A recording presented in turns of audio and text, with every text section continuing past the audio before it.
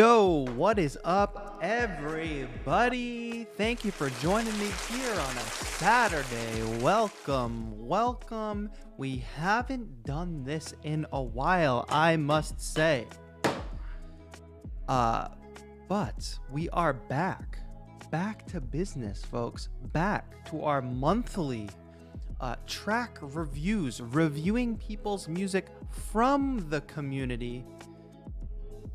It's always a fun time. Sometimes it's a little bit of a roast. Sometimes I'm super proud of how far some people in this community have come. But no matter what, all jokes aside, no matter where you are in your music journey, if you're a beginner, you just started making music this week, or you've been making music for a while, you are free and welcome and open to submit music today, and we are going to treat every entry according to where you are in your journey. I'm not going to judge somebody who just started making music. I'm not going to judge their music the same as I would judge it against somebody who's clearly been producing for a long time. So you're not going to get roasted. We just say that as a joke. But we're back. In case anybody doesn't know, and this is going to be an ongoing question throughout the whole stream, and if you all in chat can help me out with this, that would be fantastic. But what's up is, and I already see a bunch of you jumped in and became members before the stream. Serb J, thank you. Akira Gold, Zaid, or Zaid, I'm not sure. Valentine, and then one I can't see because of that pinned message, but thank you to that one whose name I can't see at the top. Thank you for becoming members. You all figured it out. That is the way to be able to submit music today. A lot of people do it differently here on YouTube. Some people, $20 to skip the line, this, that, and the other thing. No, you become a member of this channel. Lowest tier, $1.99. Click the join button. You get access to the Discord. Zaid. Okay, Zaid. Thank you. Yeah, perfect. You get access to the Discord as soon as you become a member. And to join the Discord, which many of you have figured out how to do already, I'm going to hit !new member in the chat right now. So in case anybody has trouble, that is actually going to give you an article on how to link your YouTube account in your Discord account. So there's a little bit of settings thing to do there. So go ahead and do that if you want to submit music. If you want to just catch the vibes for a little bit, join a little later, no worries. And everybody is dumping their music into the track review submissions channel over here on Discord. So thank you all for jumping in and already doing that. So we have a bunch of tracks to review. Of course, I can only review so many tracks before my brain basically shuts off. So when we get to that point when I'm like, okay, that's enough submissions, then I'll make it very clear. We'll change the pinned post, etc. So stay tuned for that. But it looks like we got a healthy number right now, and more usually come in throughout the stream. So thank you all for being here. Jason said Blackpink light stick. Yes, because even though this is a fun part of my day right now, there will be an even more fun part of my day later when I go see Blackpink tonight. So I'm very excited about that. I gotta save battery power though for the show. If you all are curious about this light stick situation, this is a thing like in K-pop that's like blows my mind that more people don't do it. All the lights sync up in the arena. It's crazy. Okay, anyway, yes, gonna be listening to your music today. We're gonna get to that in just about like 1 or 2 minutes, but what do you say, why don't we quickly blast off here and let everybody know that we are alive. That way more people can come hear your music, or more people can find out and get their music reviewed here on stream. So what should we say? Absolutely roasting these music submissions right now. Get in before we fill up all the slots. Live.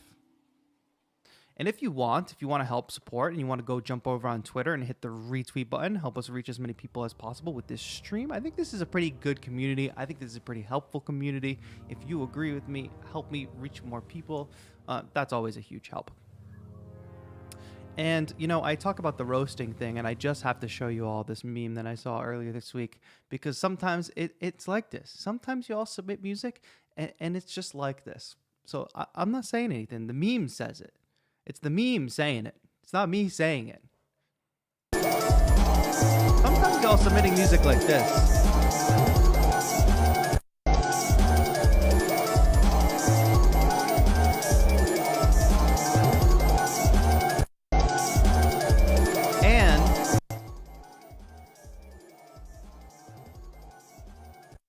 Sometimes y'all submit music like this. But not only that, sometimes people be posting music like this. Even some like, listen, I'm not going to get into any drama. Sometimes some people with some pretty big platforms here on YouTube be posting stuff. And it's not far from this. And people be like, this is actually what going to music school is like. You walk into like a recital hall and like a bunch of people, like an ensemble will be playing. And it's like this music and everybody around's like, acting like super impressed and like super like they're so smart trying to figure it out. And I'm telling you, go visit your local music university and just pop in on a ensemble later in the evening. It'll be like you walk into a different dimension, like when like in Twilight Zone when the guy is in the normal world and then he wakes up and everybody has pig faces, but he's the weird one because he has a normal face. That's what going to music school is like. Everybody's just making outright trash for the most part and then acting like it's super impressive. Okay, anyway, I'm not going to pop off too hard on that. I apologize. Peace and love. Peace and love. I should have like linked you all to the tweet so you could like easily find it, I guess.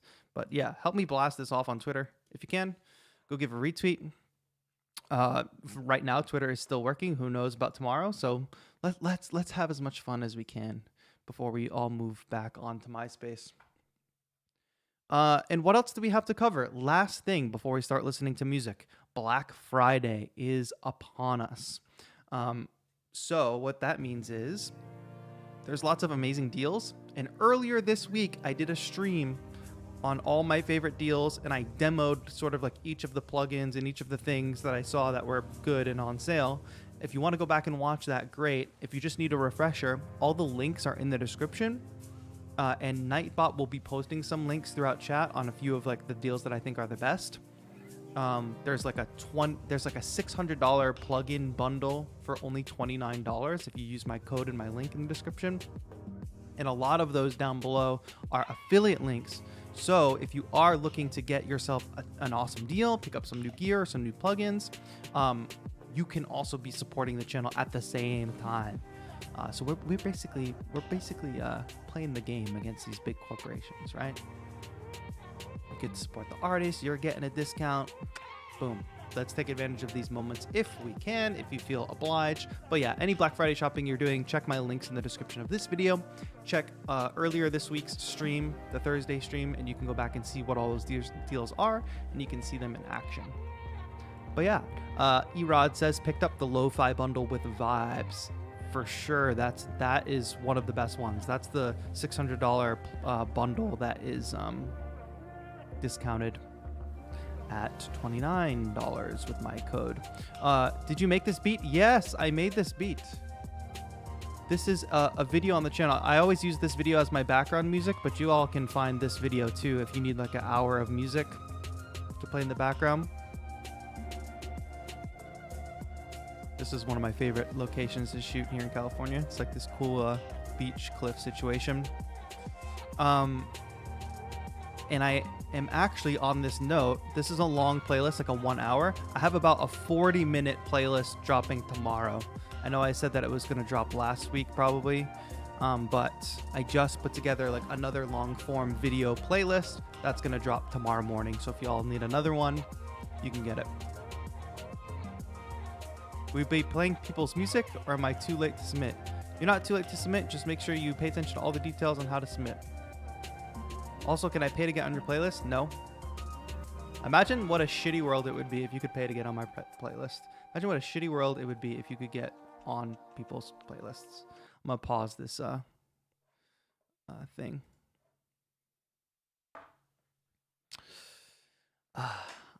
Yo. Piccolo Black, thank you for the 14 months. Work in progress, gang. How do I submit? 100 different ways you can find that out other than typing it in chat. If y'all think that's harsh, that's how I'm going to be this whole stream. So just get on board, my friends. Can you expand on that idea? Yeah, my playlist is like a curated playlist.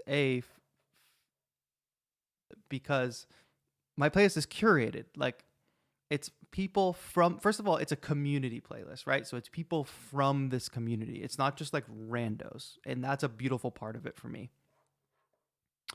And not only that, like, what does that mean? Somebody who makes great music but can't pay, can't get on the playlist? Like, even if you're a member and you've paid to be a member and you're trying to get on the playlist, that doesn't secure your spot in the playlist. I still turn songs down that don't fit in the playlist. So it's part curation and part the fact that, like, it's supposed to be like a community thing. It's not just supposed to be randos. If you popped into this chat one time, like, we'll see randos pop into the chat today. And that's fantastic. For people to come and join for the first time, which, hello, if this is your first Tetro live stream, let me know in the description. But for people to join, when people see this kind of stream, submit your music, what they instantly see is like, oh, my opportunity. This is for me. But, and I think that's because that's kind of how a lot of other channels run their stuff. Versus if you see a lot of the names in the chat, you're going to see a lot of familiar faces if you stay and hang around here. Not only that, you're going to see... not only if you've been following along with the community, you're going to see that people have been progressing so much just by nature of their consistency. It's not like all due to them sticking around this community, but like it's kind of like proof is in the pudding. I've been enjoying your content, man. I'm not a rando. No worries. I'm just seeing you for the first time in stream, so this is our first time interacting here. So welcome. Being a rando is not a bad thing. If it's your first stream, fantastic. But the reason I'm harsh when people jump in chat, so how do I submit? Listen to my music, is because the directions are all there, bro. They're all in the description. There's a pinned comment that's pinned chat that says, how do I submit? It's the first thing in chat. So the reason I'm harsh on that is because y'all are going to go out into the world. When I'm not here anymore, when my channel disappears overnight or something, y'all need to be independent artists and independent thinkers that can figure things out on your own. Like Amelia S is like total rando in the chat. Another example. Like Amelia S is a total rando. I've never seen their name before. And I don't know. I think maybe they make good music. But hey, Boz, member for 19 months. Big round of applause for that. Zaid, please stop spamming about cheapest MIDI controller. That's another thing. Go Google it. Not a useful conversation for us to be having. Anyway, you know what is a useful conversation for us to be having? Conversations about your music, because that's what we're all here to do today. Let's kill the background music. Luckily, we have no way of knowing how long Amelia S has been a member, because they used because she used her member milestone chat already this month. Please pay attention. Zaid did a great job. Posted his YouTube name and link to the music. That's the directions. If you submitted in the Discord and you did not put your YouTube name in your post, I don't care if your YouTube and your Discord name are identical. Go back, edit your post, and put your YouTube name in the post. Dungeon Master, I see nothing. If I get to your post and you did not follow directions of the pinned comment, it ain't happening for you. I'm moving on. Peace and love. Peace and love. Call it tough love. All right. Should we get right into this? The Crazy Broke Asian, a.k.a. Cacti. Amelia S. giving me the Singaporean dollars. Is that what that is? SGD? Thank you. Thank you. Oh, Amelia S. no longer a rando. I remember now. Longtime member, very, very good community member, amazing lo-fi producer. Oh, it's all coming back to me now. Maybe more will come back to me the more it gets donated. Just kidding. Just wanted to wish everybody a happy Thanksgiving. That's a happy Thanksgiving from Amelia S. Thank you, Amelia. Thank you. Welcome, welcome, welcome. Happy Thanksgiving to everybody. Yes. What are all of your Thanksgiving plans if you are celebrating? All right, you already listened to some music because I am. Actually, there's literally one other thing I got to tell you guys that's important. Members only workshop. If y'all are joining and becoming a member right now, fantastic. But just so you know, if y'all want to upgrade those memberships to the VIP tier, there is a members only workshop happening next Sunday. We will be doing the Building a Career Pathway in Music workshop next Sunday. Not only that, if you become a VIP member, you can go watch the previous workshops, which maybe some of you can talk about how the workshops have helped in the chat. You can go back and watch them.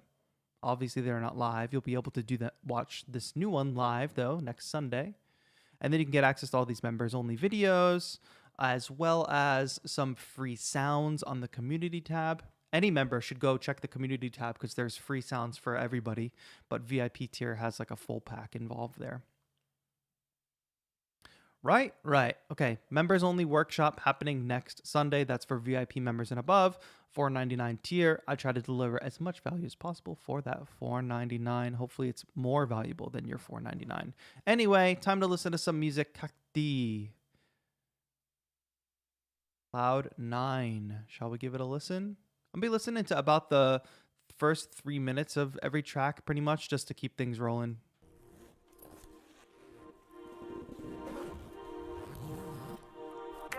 Y'all can let me know about the audio levels.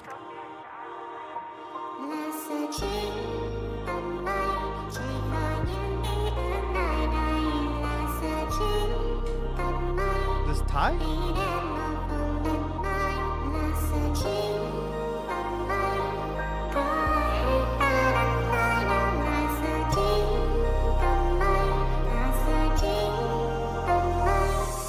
Vietnamese, thank you.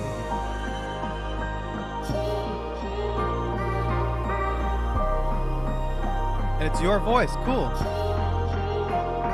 Music loud enough for everybody? Let me know.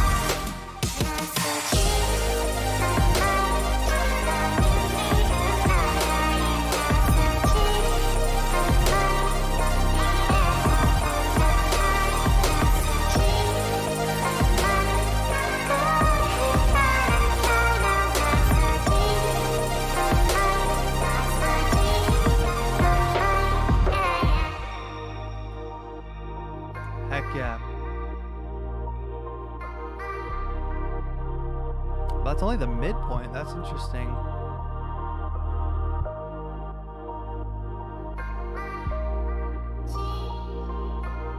I think we could get a little more variation in this vocal sample. Even though it's dope, I think there's more to be done with the vocal melody.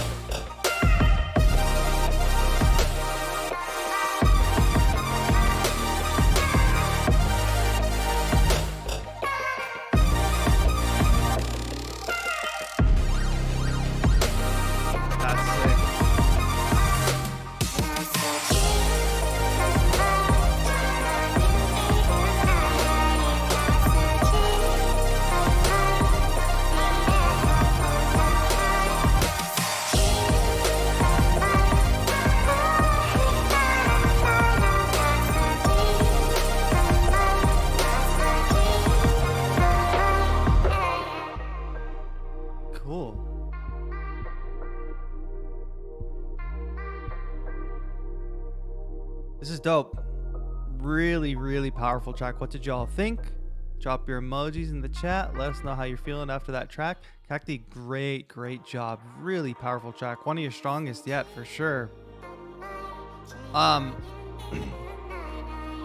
Like, really solid mixing, except for, this is the one thing I would change.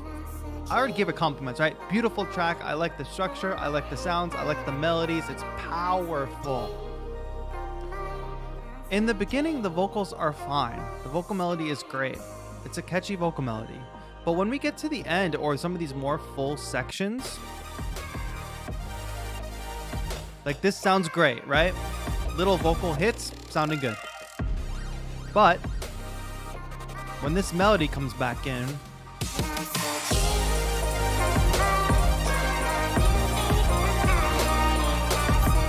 that melody is really important. That's like the lead melody of the section. But this kind of music, like there's so many other things happening and it's so loud, and that's fine, but that vocal is no longer cutting through. And it's also got this reverb on it, which kind of doesn't match everything else and is contributing to its lack of clarity. How can you improve this? Maybe doing some vocal layering. Maybe the vocal gets a lower octave version that it gets layered with. Maybe using width, something like a Haas effect, so that the vocal is now boom, or like there's doubles that are wide in stereo with one down the middle.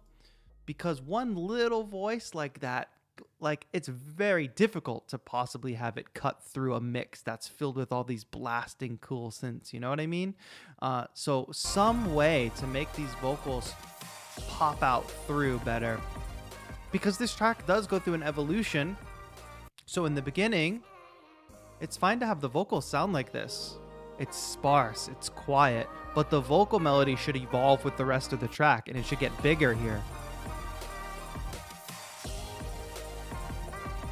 That's my biggest advice, but that's great. That's great. I pitched up my vocal and did some aggressive mixing on it. I layered with the original one as well, but it's definitely needs to cut through a bit more. Yeah. Something to do next time when you're doing this approach. I saw people referencing like Porter Robinson, Purity Ring. I think that's totally right. And if you look at some artists that are making similar tunes, try to see what they do to make some of these, because like that's Porter Robinson, right? Like singing on top with like a higher pitched vocal. How does he get his vocal to cut through? What are some techniques? Try to critically listen through. Exclamation point new member. If you just became a new member, type that in chat. You'll get directions on how to join the Discord. So thank you to Sick Boy and thank you to MC News Official. Who else? Did I miss members? I don't think so. I think I'm good. All right, cool. Welcome. Zortox Craft says, hey Teacher, you're the coolest. Thank you. Crystal says the visuals were cool too. Yes, I agree. Let's move right along. Jeffrey, Rudy, James, waiting for Thursday. Thank you for editing your thing. Let's open this track here. Let's hear how it goes.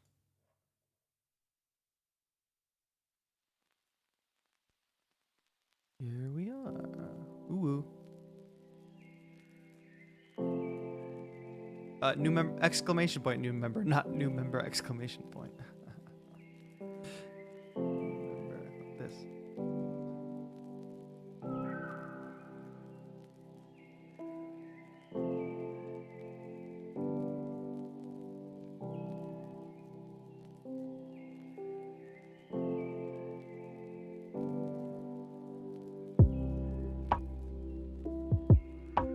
Yeah, Jeffrey's super smart to have changed the YouTube name.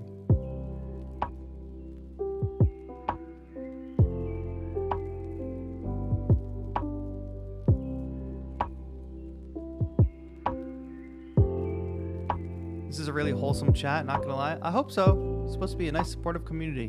This is what kind of separates us from other communities on here in the music tech space. It's not just answering every little question. It's like empowering you all to be artists yourself. This is a sweet lo-fi track, my friend.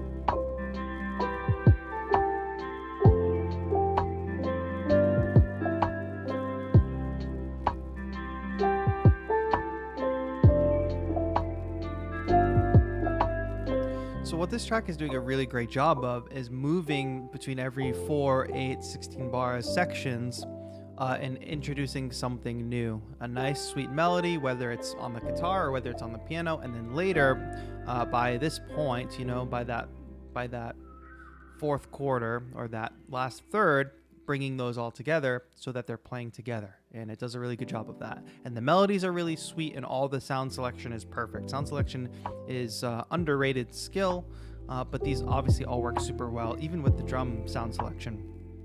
If I had to give one suggestion for this song, is that even though it is a laid back, chill beat, we could probably propel it forward a little bit more. All we have for a drum section is a hi-hat, a kick, and a snare. And they're playing pretty conventional patterns. It could be worth adding a little more variation in the hi-hat, or just a little more variation overall in the kick snare. If you have a basic pattern like this, it is good to go back and look back at it and try to, vary it a little bit over the course of a section. Not making drastic changes, but a little double hit on the snare here and there, a little, double time feel on the hi-hat occasionally, a kick dropout. Everett posts and says, add a shaker. Yes, this is something I do all the time. I'm not trying to impose my taste on yours, but one additional layer, top layer, can just help drive it a little more. Because your melodies and your parts build up, the rhythm doesn't really build up in the same way. So just a taste thing. And of course, all of the suggestions I give today are just, my little opinion. Don't feel the need, anybody, to adjust your music based on what I say. Maybe drumstick pattern. Yeah. It's always worth going through the drums if you feel like your drums, or if you just look at your drums and you say, these drums are pretty simple the whole time. Is there a way to maybe not overcomplicate them, but vary them a little bit, make them slightly more interesting? And there usually is always a way. But waiting for Thursday, hey, we have a community playlist, as I mentioned before, called Lo-Fi Loft. I think this track would be great on Lo-Fi Loft. So boom, it's there. We got a bunch of music community playlist from all different producers, people you probably see in the chat. But really great tunes. If you all are looking for a great study playlist, a chill playlist, we're at nearly 3 hours for this playlist now. So that's great. And I love the fact that it's people from this community. It's like names that we all know and recognize. Go ahead and grab that playlist if you want. And of course, if you've just become a Discord member, there is a form to submit tracks in there. Joshua Ho got a video for us to watch here. Joshua Ho music. What is going on the coast with Innovation Circuit tracks?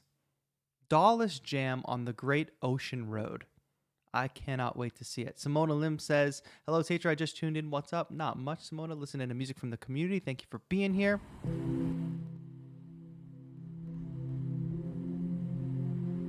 Thank you, everybody. And thank you to Waiting for Thursday for submitting that. Jeffrey Rudy James. Next up,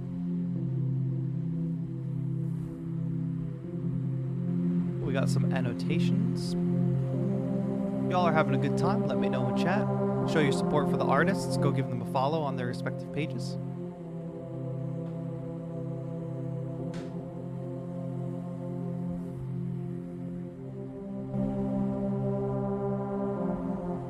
Questions for the artists as well.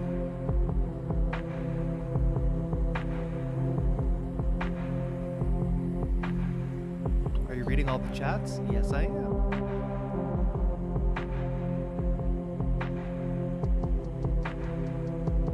So watch yourself. This is like a very dreamy vibe. That's what I like about it.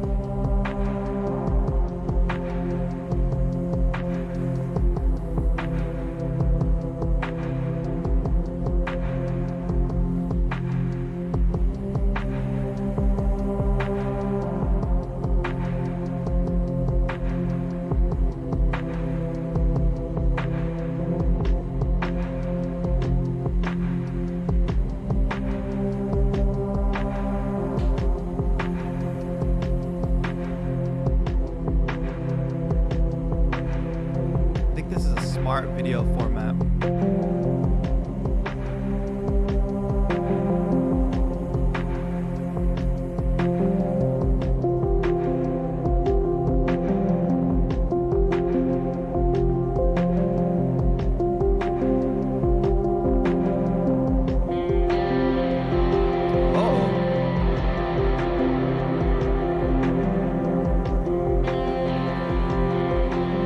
Josh, you couldn't bring the guitar out to the beach? What happened?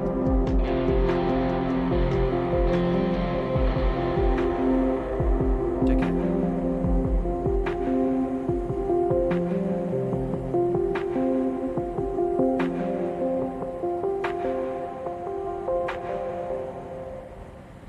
Heck yeah. Oh. Cool.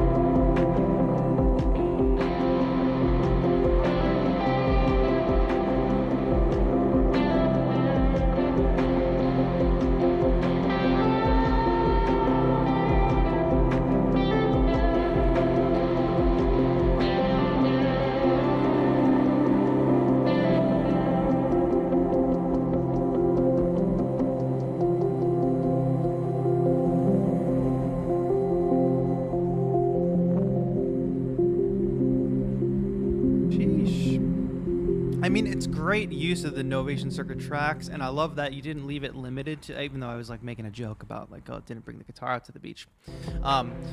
Didn't leave it limited to just the session that was recorded here. You went back into the studio and said, this could use some guitar, and lay it on top of it. That is great too. Love the just being out in the environment and making this, like I said, like the reverb on the circuit tracks like just makes it a little bit dreamy, whereas if it had been dry it would have maybe not have been the same atmosphere. Like I love that it's like basically like kind of rainy and oceany too, and that just the setting fitting the mood of the track can do so much when you're doing a visual piece like this too. I'm not gonna the number one thing for this is like how do we judge this, right? Well, first of all, this is a performance on a Novation Circuit tracks, so the arrangement and all those things are limited to the capabilities of what you're able to do on this piece of gear. And in that, I think you did a great job of, you know, building up the layers over the course of the performance and working with the gear that you have to do that well. You did that great. And then with the addition of the guitar, it fits in perfectly. And then since you are working on a groove box, you're on location, I wouldn't stress this too much because I think you know this, and having heard your music in the past, I know that you know this, but the mix obviously needs a lot of help. It's got like a bit of a muddiness in the mix, and I think the whole thing is recorded in a bit hot into whatever device you were recording into. So just always play it safe and give yourself a decent amount of headroom when you're recording a device to an external recorder like this. So that it doesn't end up clipping, because once we get the most layers later on here, even though the guitar is sick, the guitar is great, the things start to get a little crackle in the headphones on that. But I think you know that already, and I don't think it's a lack of knowledge. I think it's just the nature of going out and recording on location. If I could give you one camera tip too while we're here, is that I think your camera's probably on autofocus. Either on autofocus or there's like raindrops hitting the lens. If it's on autofocus though, my recommendation would be to not be on autofocus and to do a shot. Since you're sitting in this spot the whole time, you don't need it to be on autofocus. You're not moving around, so you don't need it to refocus to you. You need it to just stay focused on you. So what you can do is set up your camera, focus it on this rock formation here that you're sitting on, then go sit in the space, do a test shot, make sure that you are actually in focus when you do that, and then shoot your video with it in manual focus. That way the focus doesn't change throughout the video, because it doesn't need to. That's just a camera tip there as well. But really great track. Seems like you all enjoyed that one. Superman says, love the deep vibes. Guitar tone sounds so good, says Kirky Beats. I agree. Love seeing you out in the world, Josh. More of this. Peace out, Amelia. Thank you for hanging out. Everett says, with some background ambience that includes some ocean rolls during the first minute, help push it a little more, but still leave room for guitar. Well, there's ocean waves and stuff throughout the whole track, I think, which is cool. This takes me back to underwater parts of Donkey Kong Country. That synth does kind of have that vibe. Salty air plus electronics. Yeah, I'd leave my guitar at home too, lol. Come on, where's your sense of adventure? VEmix, welcome to the community. Thank you for joining. Welcome.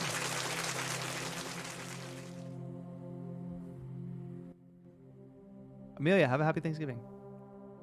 All right, we're going to keep it moving through the submissions. The next submission is a cover, which I guess Alja just wants to get me claimed. Alja, are you here in chat? Say hello. End series. Long time no see, my friend. How are you?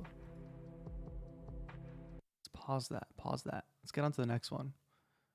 Alja is here. Alja, just get me claimed. That's fine. Here we go. Let's hope the stream doesn't go down. Yo, sick boy. Sick boy.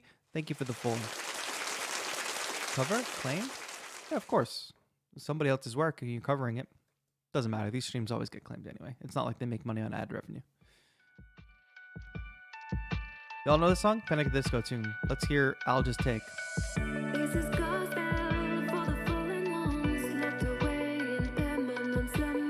Alja, who's the vocalist?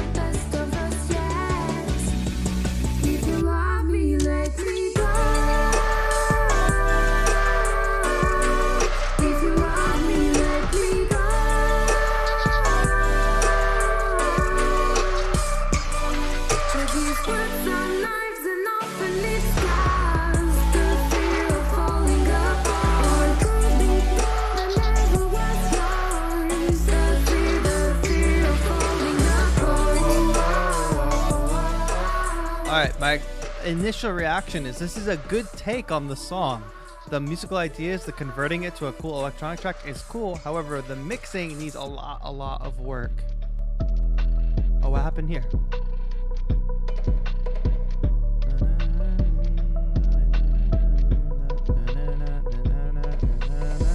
This is gospel for the vagabonds, not to well and insufferable bastards, confessing their apostasies, led away by imperfect impostors.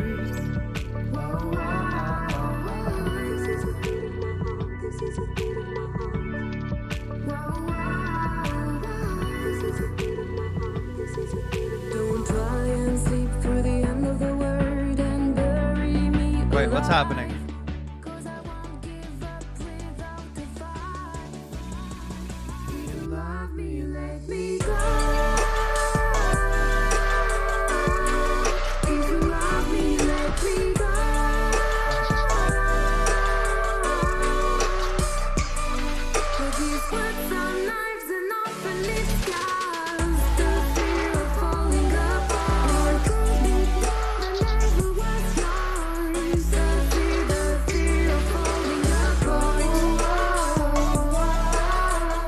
Dope. All right, Alja, cool take on this song for sure. Does anybody know why? Why did it get to 301 and then stop?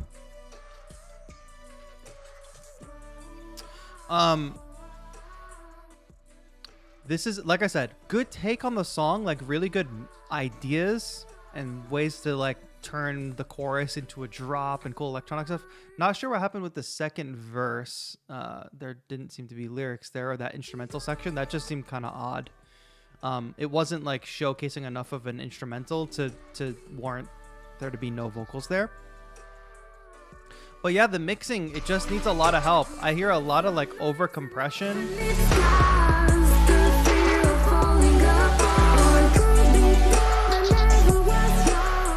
Drums are really, really thin. Like especially those hi-hats and stuff. Like they don't sound crisp and clean. They sound like slightly painful.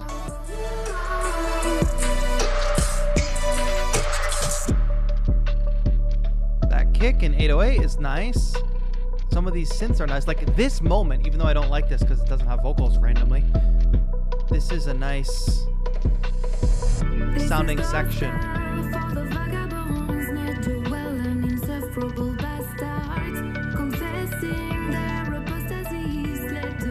But something about that vocal, I would just do a little bit more research into, you know, some vocal mixing and stuff, because that stuff sounds a little too bright. And it comes across a little too thin, especially where there's multiple layers. I mean, it's almost the same advice that I had for one of the first tracks, Cacti's track, where it's that light vocal melody against a bunch of like EDM blasting synths, right? You gotta find better ways to mix and layer the vocal so that it doesn't end up coming across thin against all these other heavy elements. And I think in the high end, this could have even been an issue. I wonder if you did any mastering on this, because it does seem to be that most of the mixing issues are with the crispy top ends being a little too crispy.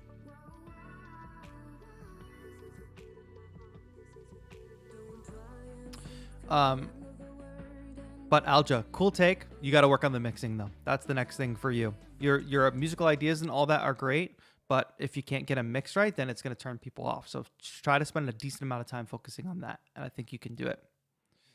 I just realized my submitting may not be a vibe for you guys. RIP me. I think this community is pretty open. So if you're submitting music and it doesn't seem to be like the same kind of music that is getting submitted, I think the community leans one way. But don't worry, like we're open to like all genres or whatever. But we are going to give you honest feedback. The problem is some people say this, and it's not that the like genre of music that they're submitting is bad. It's that like the music doesn't have a level of taste that is kind of like required for any type of, you know, people to listen to. But we could listen to any genre, and if it is of a good quality, we will vibe with it. Some people use this kind of excuse though to make kind of tasteless music, you know?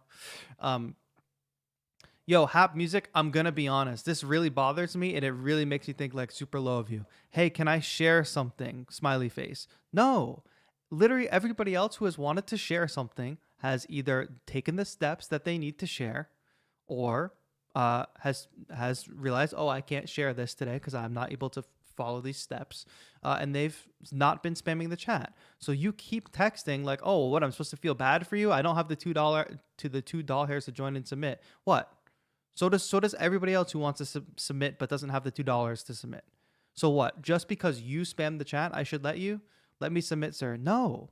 And the other biggest problem is your first message bothered me before you even typed 3 messages, because your first typing in this chat. Let me like check myself on this.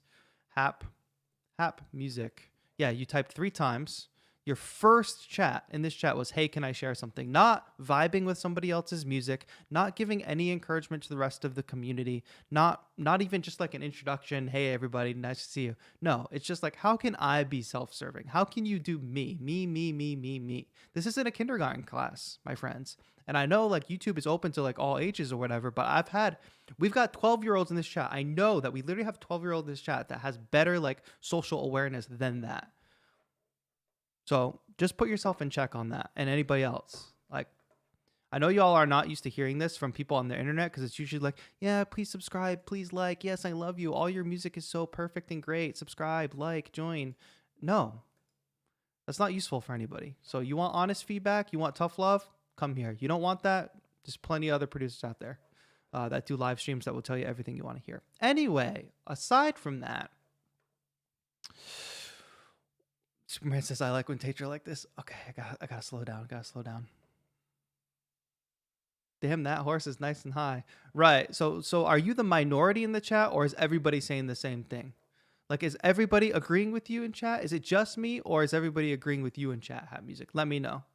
Is it just me, or could it be that it's you and that nobody's held you to a high standard in life enough to like put you in check like this before? I think it's probably that one. I think you've probably never actually been like held to a higher standard, or like been a part of a community where a standard is held high of you. So you do the assessment. Are you the minority in the chat, or are you the majority in the chat? Let me know. Sweet Escape by Docky.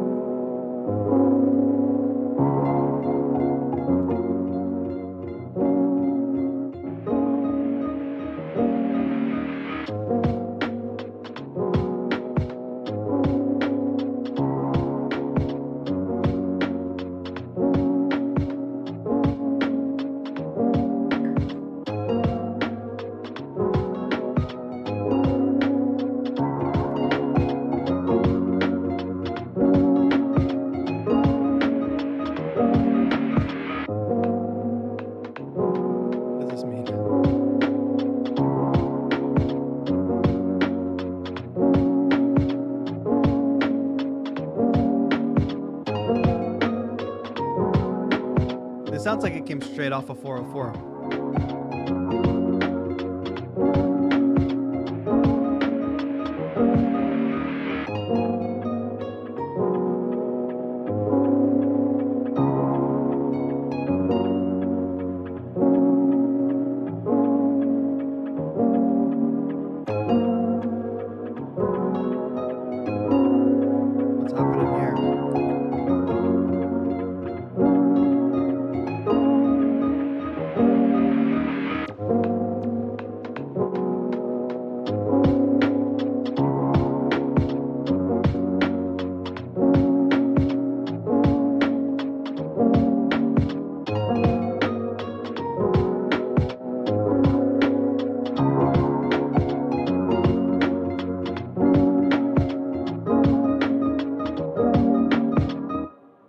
Cool. So Docky in the Discord said, hello, haven't released this one yet, so private for now. Thanks for listening. Looking forward to the feedback. Hope everyone has been well. Yeah. I think this is a cool beat. And I say it sounds like it comes off of 404. Just got that overall lo-fi quality, right? I think that initial piano sample is great. And that little plucked thing. I think that's cool too. I'm vibing with the beat up until a moment. Like it's fine. Like these kind of beats, this kind of moments, not moments. These kind of beats, these kind of lo-fi, chilled, laid back vibes. They don't have to be all over the place and give me a ton of variation throughout, because they are just supposed to set it's like a cafe mood, right? And then the melody does develop over here by this point, and that little piano there is nice, but we never really get it again. Like, you could do more with that piano, especially at the end, because towards the end is where I started to feel like the track was lacking, because it didn't really develop. Sure, we've got that pluck over the top, but otherwise this piano sample happens the whole time. Does the piano sample need to happen the whole time? Can you have a section where the piano sample is chopped a little differently?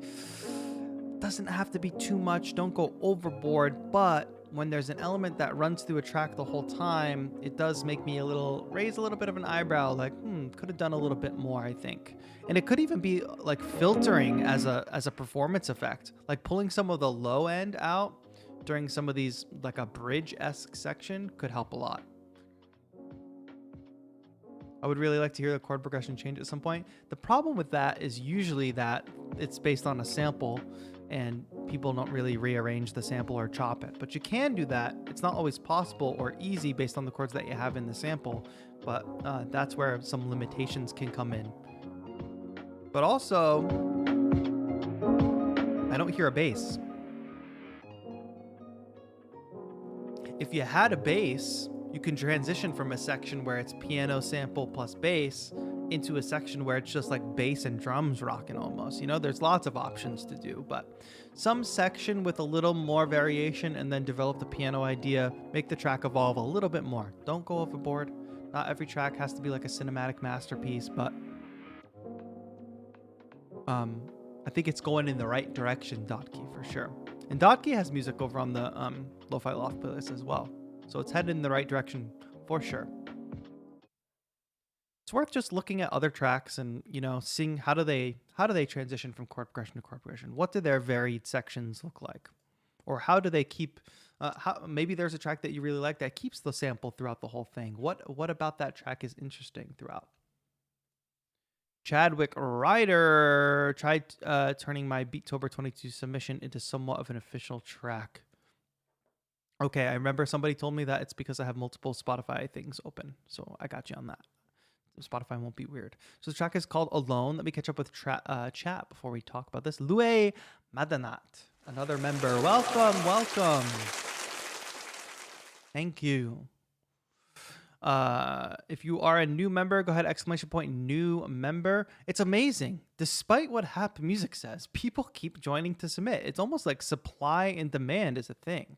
It's almost like when you're entitled and you expect that in any random YouTube stream that you should be able to jump in and say, me, and you should be able to get the attention and the service that you're demanding. It's almost like that's not the reality. It's almost like everybody else can figure it out somehow. All right, Godcore. I saw that super chat. Thank you for that super chat, D Secret SVC. How do I introduce you to Godcore? You can submit some Godcore. You have to be ready. I have no idea what it is. I assume it's some kind of hardcore, God related, etc. New members, exclamation point, new member. I promise if you click that link and you read the article, it will tell you exactly what you need to do. Make sure you're logged into the correct Google account, the Google account that is connected to your specific YouTube account. That is a thing to look out for. I promise you can do it. If you typed exclamation point new member and you're still typing like, how do I get in? How do I get in? I know you didn't read the article and I know you didn't follow the steps. Peace and love, peace and love. Pretty soon, we're going to have to close the submissions because we've had quite a few people join and we have quite a few more tracks to get to. So in the interest of time, in the interest of me being able to give everybody valuable feedback before my brain gets fried and my voice goes away, we will close the submissions soon, maybe in about 10 minutes or so. So if you want to become a member and you've been waiting, now would be the time before we close it. Alone by Shogun.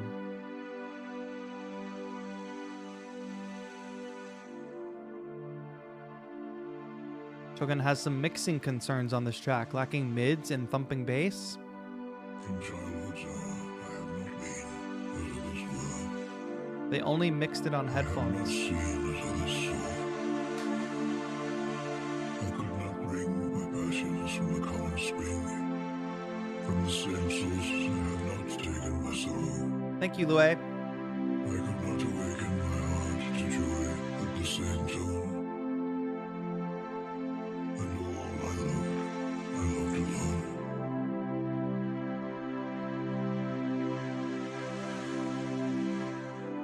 And in my childhood, at the dawn of a most stormy life, was drawn from every depth of good and ill, the mystery which binds me still. All done on Orba. Cool. From the torrent to the fountain, from the red cliff of the mountain, from the sunlit round road in its autumn tint of gold, from the lightning in sky. The sound design on this like Optimus Prime-esque narration at the beginning is very good. Storm the cloud that took the form, and the rest of heaven was known. Of a demon in my view.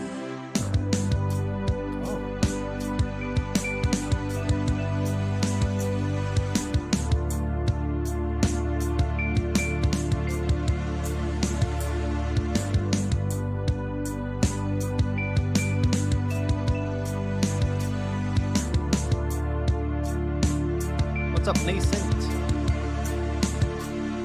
Long time no see.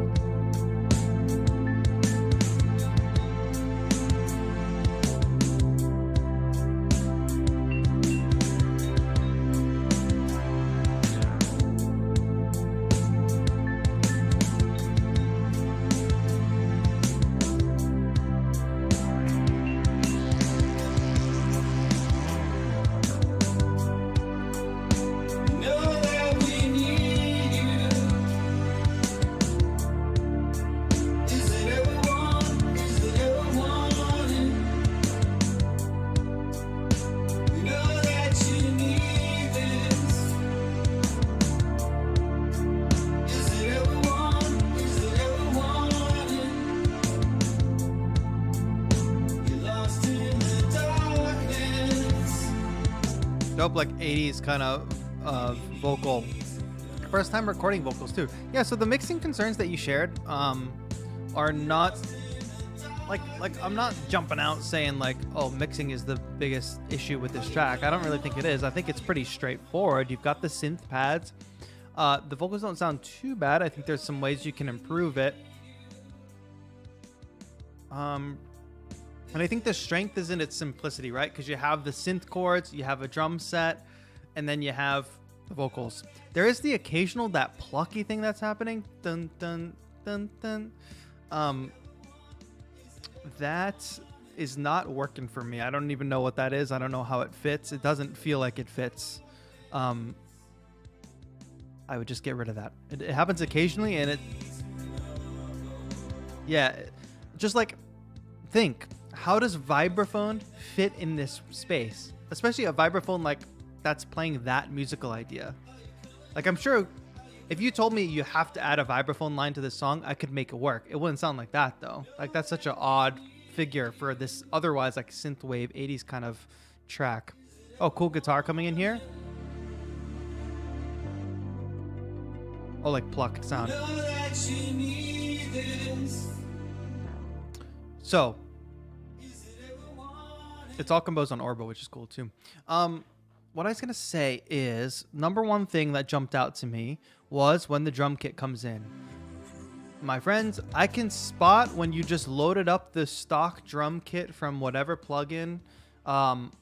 It's very obvious when it's a plug-in drums. You have these big, beautiful synth chords.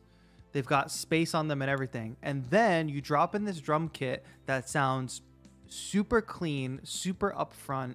It doesn't make sense. It sounds like thin. It sounds like a plug-in drum kit. So you have to do things when you're using an acoustic drum kit that's a plug-in version to try to make it sound like a real drum set, to try to make it sound like you recorded a real drum set. And sometimes that comes down to like making it sound quote unquote worse. Like if it sounds too clean, I know you didn't record it. I know that it's a plug-in. If it's got a little bit of room reverb on the whole thing, a little bit, like it sounds like it's actually in a space, that's going to help you. If it's got, I think Piccolo Black put, yes, saturation. If it's got saturation or some kind of distortion or crunchiness on some of those hits, especially the kick, especially the snare. If it's got a bit better width and saturation, true, yeah. But just be careful with that. And that's part of why your kick is not bumping. Like you don't have a sub kick, really. You just have that top end kick. What you find is in a lot of productions, especially rock production, they will often have two, sometimes it's done with two kick mics, but if you're doing it digitally, you have two kicks, one that represents lower like sub frequencies and one that represents the sort of top end kick. So that helps. But there are ways to make these plugins sound more natural. It's the same sort of tip with the vibraphone. It's like, make something that makes sense for your track. Does a clean drum set really make sense for this track? No, go back and listen to some 80s like synth or some 80s synth wave tracks that have drum set in them. What's that sound like? Gated reverb is a huge thing, especially on the snare. Tom hits especially. And then the vocals don't sound terrible, but here's a red flag for you. The whole track existed with synth chords and drums and bass.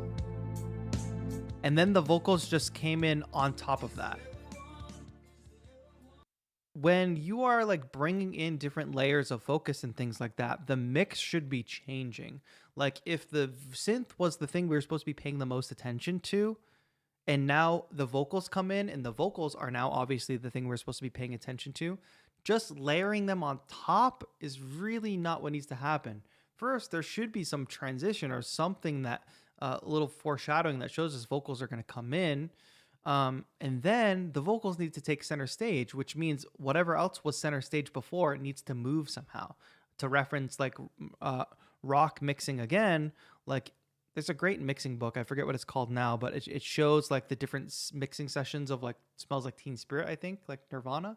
And you'll see that when certain things come in and out, like guitar is getting shelved when those vocals come in. I don't know if that's the exact example, but similar thing is happening. And you got to get things out of the way when it's time for something else to take the spotlight, bringing things in and out. It's got to be a dynamic mix. And y'all don't have to rush to get things on Spotify either. Like I know it is all about like get stuff out. That's the best that you can. But like, why do y'all feel pressure to put things out on Spotify and stuff? Like keep working on your mixes. Not that I'm saying you shouldn't have done this, but like you probably could have spent a little more time. If this was a track that you made during Beattober and it's already up on Spotify, I think you could have spent more time in the oven, you know? Could have spent a little more time in the oven. What's your favorite Nirvana song? I don't know if I have a favorite Nirvana song. Name some Nirvana songs. Maybe I'll pick one. Listen to Keen Iron C. The drums are insane. Good to check out. 100% agree. I could have spent more time in the oven. Really great advice. I appreciate this big time. Thank you very much. Chadwick Ryder, thank you for the submission. I mean, good work all Beetober, right? And like this track, I'm not saying like this track is bad at all. I'm not saying like you should stop or anything. But yeah, just don't feel pressure to like have something done and finish. Like feel free to like do a demo, let it simmer, take some notes on it, go back and take another crack at it.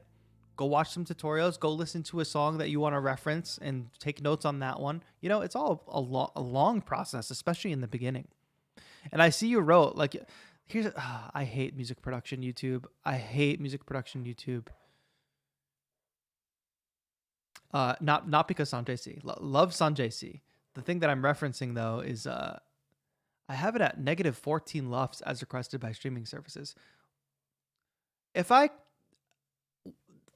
You all in chat, stop worrying about LUFS. I know it became like the thing for YouTubers to make videos about, like, oh, is your track loud, but is it at this many LUFS? Like, shut the fuck up. We don't need that. We don't need it. You're giving like useless advice to people that are like not even at the stage where they should be caring about LUFS. Make your music, make sure it's not clipping or anything. The streaming services are going to take it in and do some shit to it anyway so that when you listen from song to song to song, it all sounds the same. That's all you got to worry about. So like the reason I say this, Chadwick, and it's not like punitive on you, is because people get caught up in these ideas that these randos on YouTube, or sometimes not randos, like perpetuate to make themselves feel better. Look at all this technical knowledge I have. Did you know about LUFS? -14 LUFS. All your songs should be at -14 LUFS. Bro, there's so much more important things like, do the drums make sense? Do the musical ideas make sense? There's so many more steps. There's so many more steps that are important to you. But it's also on you all to make sure that you're prioritizing the right things and not just doing checkbox things. Because that's a checkbox thing. That's why those YouTubers do it. It's like when they make free plugin videos. It's like, it's not a service anymore that you're making a free plugin video every week. Like you're obviously just doing it for views. But the -14 LUFS thing, same. Because any of you in chat, no matter if you know anything about music production or engineering or anything, can go get one of these readers or one of these like, plugins that can read your LUFS and can read out, oh, that's at too many LUFS, bring it down, can turn it down to 14 LUFS, and then can check the box and say, yep, done. But instead, what you missed was all the advanced stuff about mixing, all the nuance about what actually makes good music in the first place before you even worried about mixing. Like, that shit pisses me off. Go download the plugin to read your LUFS. It's so freaking important. Oh, by the way, you don't even know how to write a chord progression. Not saying that's you, Chadwick. That's a general thing.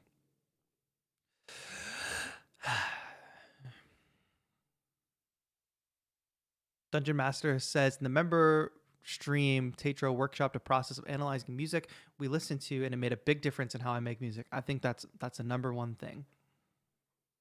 Listen, all I'm saying is y'all got to be careful about who you're watching on YouTube and like, do they care about their community or do they care about putting a video out once a week?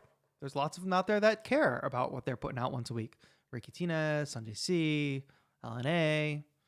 There's others that just put shit out there so that you'll click on it, like free plugin videos. And now you all have downloaded 500 free plugins, but you haven't released any music. Okay, let's listen to Piccolo Black. Bad Snacks Remix. You know I've got your number. That's why I never hit your phone. And sometimes I have to wonder why you don't know how to be alone.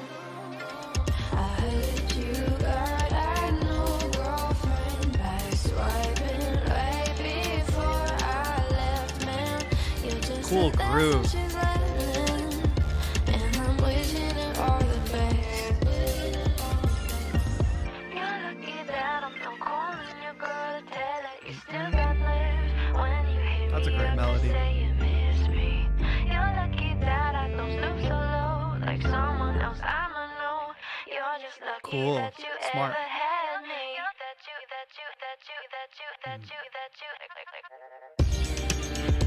Nice.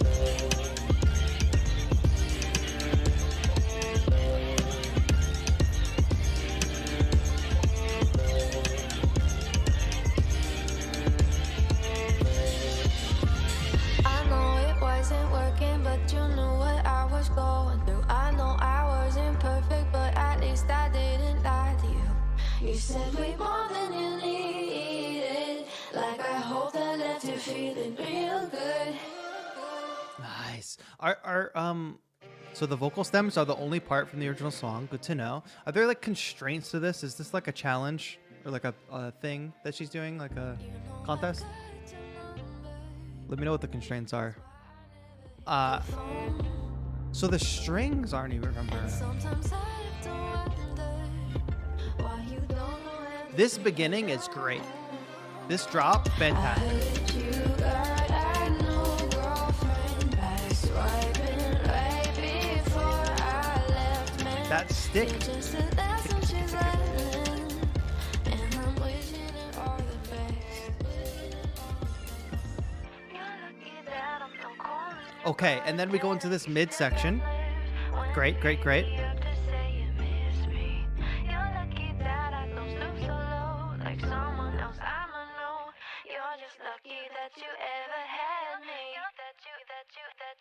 Okay, here is my note. There's like this perfect thing to end this little break, this little B section bridge. When those strings drop out, that is freaking fantastic.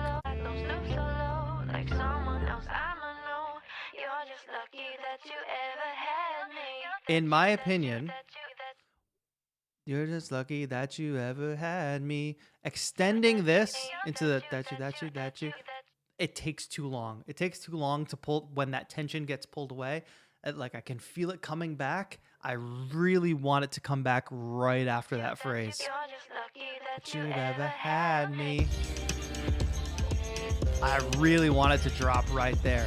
Like it extends that tension so long that it takes away the tension. It becomes like a little bit of a letdown. Not that's a little too harsh, but like that's okay. And for one reason or another, this doesn't feel as strong. That rhythm of that vocal,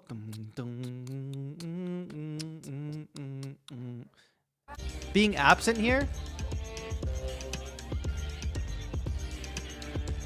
it almost means that this section is driven less than this section. This section was super strong. Why not have the vocals come back in here, same way that they were here? And where's that hi-hat? That's the thing. Like, it feels like this was huge and big and awesome, and then we lost some things here, even though there's some additional synth stuff here. Rhythm section-wise, I feel like this should be getting bigger, not necessarily getting, like, smaller. And then it can get smaller once you land here. But also, why is it so short? Like, can you get it to 2 minutes? Can you extend some of these sections, perhaps? Maybe it doesn't need to be. So the constraints are 118 BPM, B flat major, and you have to use at least 3 stems. That's cool. Because that... I only had 5 days to make it. Yeah, that's fine. That's fine. That's fine. All right, keep it this length. It's the constraints of a challenge, right? I thought about it was avoiding repetition. Imagine Piccolo Black if every songwriter that ever wrote a chorus said, nah, I'm only going to sing this chorus once, and I'm not going to do another chorus for the rest of the song because I want to avoid repetition. Imagine. Repetition is okay, but it doesn't have to be exact repetition. You can still have variation here and additional layers here, like that tambourine comes in. That tambourine isn't here. Like repetition of a chorus, but building on it a little bit is just enough to make it different so that it's not cut and paste. Don't cut and paste repetition, but a part repeated, like a chorus like that, especially a strong one like that, give us the satisfaction of hearing it again. We want to hear the good thing in the song again. That's why choruses work. Really good work on this. Really dope. And that's a cool challenge that she's doing. Okay, I got too excited. I raged and then I got too excited. It was like a whole adrenaline situation. All right, we got to close these submissions, my friends. So thank you all who became members. So I'm saying somebody type submissions closed for me. Type it, somebody in the live chat, and then somebody go ahead and type it in Discord. Just submissions closed, all caps. E-Rod is up next.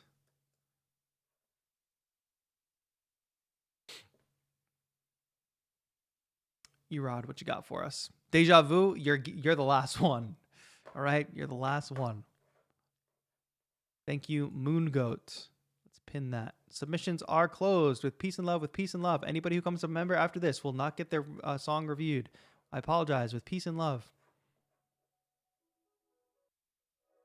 If you have already submitted, or if your name is DJ Vu, you may still submit in the Discord.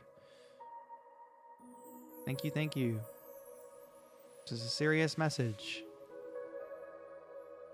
This is like a little bit of a magical experience we have going on here.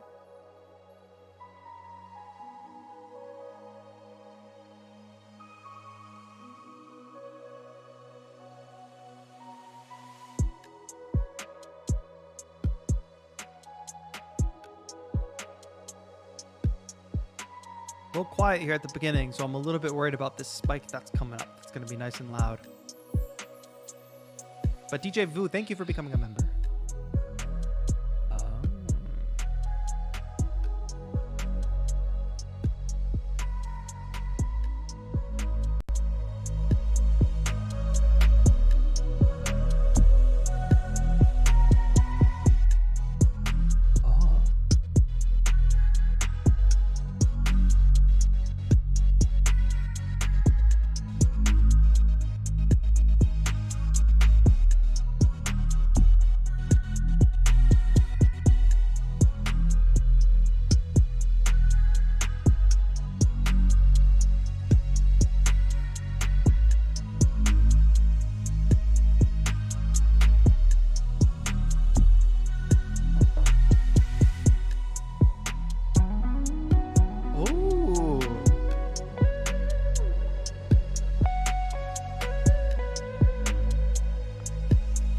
See that coming? Submission's clothed.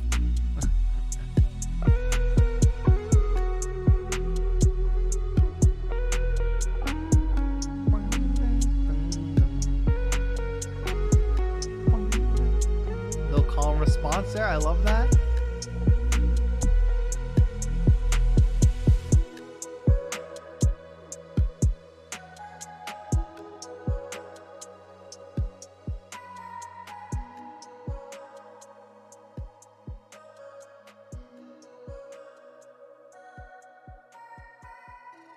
You know, musically, this is so great. There's a lot of really, really fantastic ideas in this track. So shout out to you, Erod. This is really, really good. The only thing we got to work on is the mixing and the finalizing the track, right? Like you can tell looking at this track. Like I'm not a big fan of like, oh, look at the waveform and like we can kind of tell XYZ, but like we can kind of tell. Like in a quiet section like this, what's this spike? It's those drums coming in. And what's interesting is if you really listen, you all should be really listening to your mixes as objectively as possible. And in any given section, you know what the most important thing you want to hear is. What's in the, oh God, I didn't mean to do that. You want to know what's in the lead. What should be in the front? What do people want to hear the most? What do people need to hear the most? But then listen to your mix objectively and tell me what's the loudest thing right now.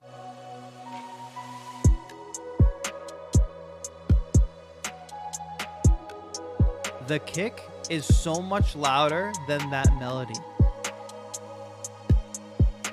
The hi-hat's louder than the melody.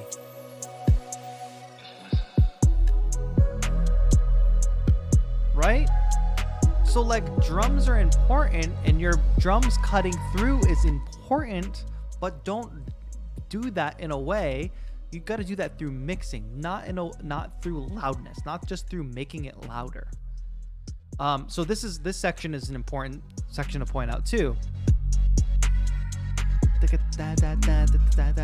little stuttery synth thing, super sick, right? It's also like the quietest thing in this moment. So what you don't want is your audience to be straining to hear the thing that they want to hear the most. Think of it as the singer in a band. If the vocals are buried in the background, for some things like shoegaze or whatever, that's like part of the genre or whatever. In this case, it's not part of the genre. The singer in the band, if I have to strain to hear what they're saying or strain to hear the melody that they're singing, I'm having a bad experience as a listener. Unless it's an aesthetic thing in a certain genre. So that choppy synth thing, which is really cool, I was thinking the exact opposite thing on the choppy synth. That's interesting because to me, that's the lead. That is the lead of that moment. That's the melody there. I want to hear that on top. And it's new and it came in and it's most interesting.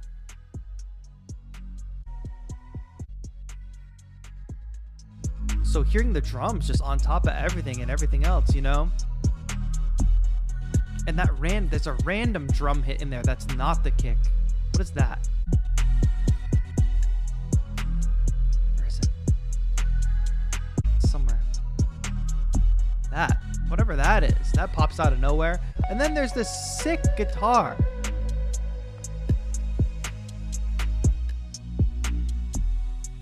A call and response, great melody.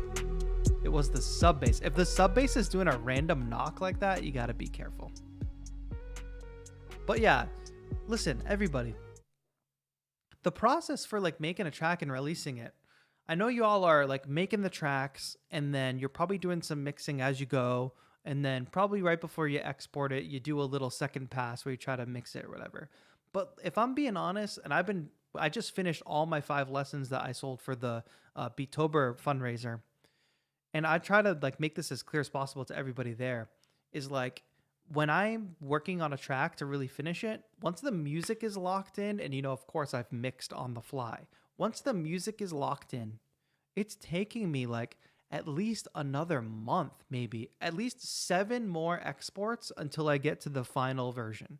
And that's exporting, taking notes. What do I want to change? What can sound better? Listening to it on 5 different speakers. Okay, going back to the project, correcting that whole laundry list of things, exporting again, doing the listening, taking notes again. It's a painful process. It's a pain in the ass. It's my least favorite part of the process. But it is absolutely necessary, and it's an absolutely necessary step to take this beautiful musical idea that you have, this beautiful work that you've created, and get it to a point where it is perfected. And by perfected, I don't mean perfect. But by perfected, I mean it gets to the point where you have made it the best it possibly can be. How do you know that it's the best that you can possibly make it? Because remember that process I just talked about, sitting there, taking the notes, everything that needs to be finished, doing a list every single time, exporting, repeat, taking notes, going back and fixing it, repeat, take notes, go back and fix based on those notes. When I get to a point where I do an export, and it's usually export 5, 6, or 7, and I'm like, I'm not sure, I can't actually write down what the problem is. I can't actually write down the thing that I'm going to sit down and change. That's how I know it's done. It's the best that I can make it. Does that mean it's perfect? No. That means there's stuff beyond my knowledge that I don't really know how to fix. But there's 2 choices there. It's either a big glaring thing that I need to research how to fix this, or sometimes I can't even articulate what I need to research to fix it. So you got to move on. You got to say, this is the best that I can make it, and move on. Okay. Yes, that process is frustrating. Yes. And you know what? Also, if you're doing this process, you're now separating yourself from the, like, what was that guy's name? Hap something. You're now like separating yourself from the haps of the world, or like the amateurs of the world who are unwilling to put in the work. If you're an artist, which Erod, I consider you an artist, you're making work. There's a reason it's called work. Put in the work. Because there's thousands of people, millions of people out there that are not putting in the work, that are making music. Are they artists, though? We got Boz Petrichor up next. Thank you, Erod, for that submission. That was beautiful.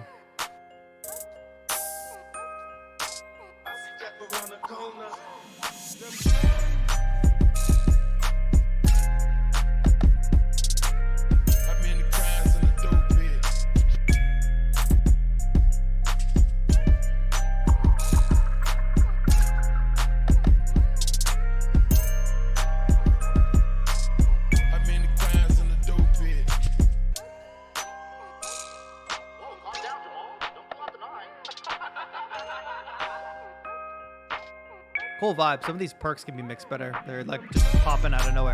Ooh, that brass hit.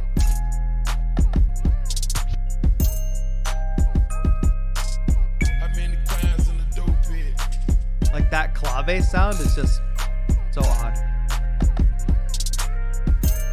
Nice guitar.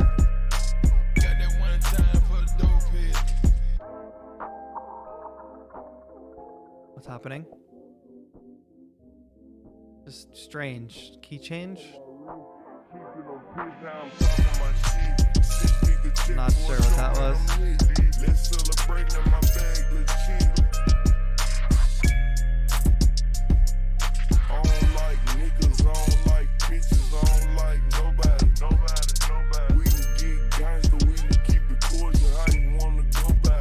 Get rid of that clave sound.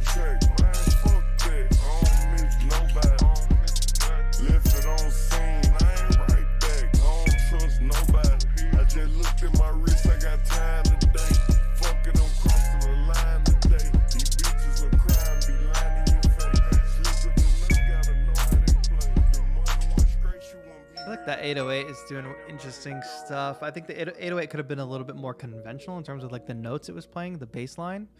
It was gonna be a B part, but I couldn't figure it out yet, so I didn't do it yet. I don't know. I think if that's the point that you got to, don't do a key change. I don't think that you're ready to do a key change here based on what I've heard, and it just sounds odd. And then there's something else at the end. Am I out of my mind?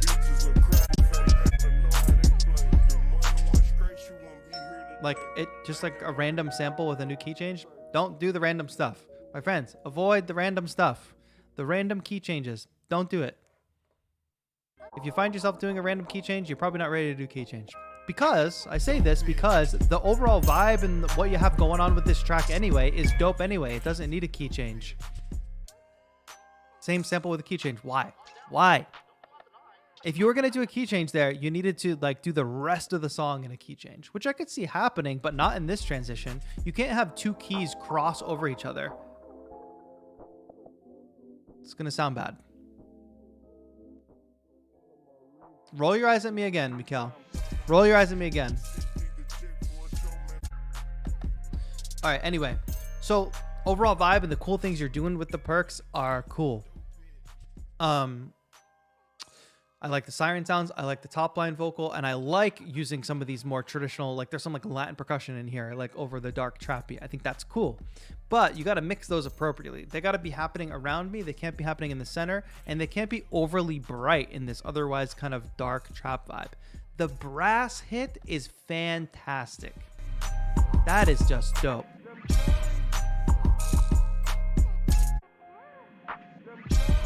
So sick. I love the little anime voice in there too. Like, but that random clave, that just bothers me so much. Anyway, it's overall a dope vibe. You gotta find somewhere for it to go though, obviously, because towards the end, having more of the rap vocal come in works. But like, yeah, you gotta figure out this can just be a B section that gets like quieter and filtered. It doesn't need to change key.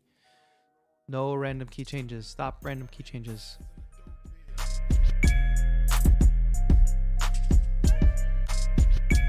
That has to be that clave right there. I can see it. All right, I'm not gonna harp on it too much. It's cool vibes. Mix the perks a little bit better. Don't do random key changes. Develop it towards the end a little bit more.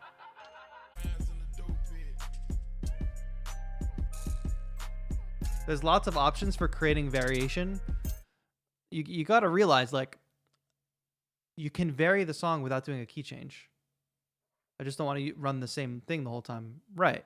But how does any song that exists for 2 minutes and 5 seconds make it interesting throughout? You could find ways to do that are not key change. Nice song. I just think the voice could be a bit louder. Sorry. No worries. I thought you were talking to me. I thought you were telling me to make my voice louder. Yeah, but I think in this kind of beat style, I think the vocal is kind of appropriate.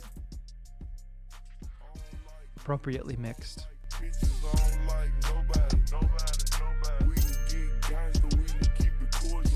It has that like bootleg kind of vibe, which is good. I don't mean that in a bad way. All right, Lorenzo Hot did not post their YouTube name in their submission, so I'm skipping them. Lorenzo Hot, if you're in the chat, go ahead and edit your post. Let me know when you did, and I'll get back to it. But for now, we have AOT7 Cornelius. Ayo. Oh. Oh, wow.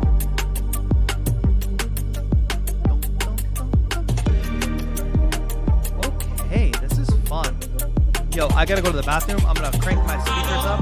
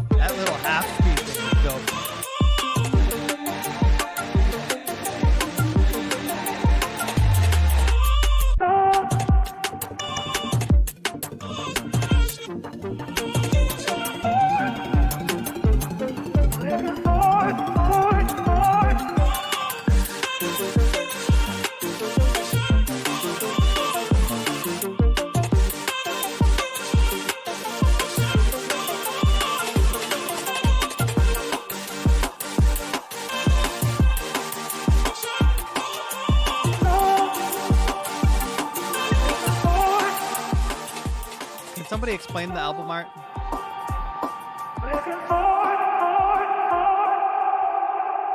Woo! That was fire. I'm not sure I'm gonna have too much to say about this. Man, it's driving from the minute and then it's relentless. But the fun thing that it does, where is that section? Obviously, super healthy build. How do I judge like a song like this, right? If I click over here and I click over here, we're getting different things. It sounds different. At any point I click, it sounds slightly different. Some of y'all's tracks, I click through it and it's like, this sounds the same, this sounds the same, this sounds the same. So it's like, just like kind of epicness throughout. Jeff says, did I miss the drop? I don't think it's that kind of track. It kind of hits the ground running and it does tension and release throughout. So this half speed section, you know, in a traditional track, you might go like this. You might start from 0 and go to 100. In a track like this, we start at 100, basically. Maybe we start at 90. Kind of builds up a bit, and eventually gets to a point where we slow things down, but very organically.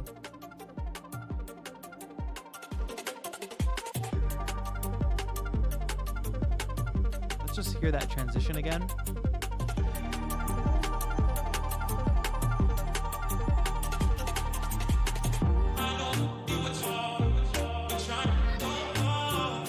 It's a drastic change, right? But it's helped with the sounds of the transitions that hang over. They go from the double time to the half time. And then we introduce a new vocal part, which distracts us from the fact that it was a drastic change. And then boom, we're back in it. Hit the running. New musical ideas, but same world, same rhythm.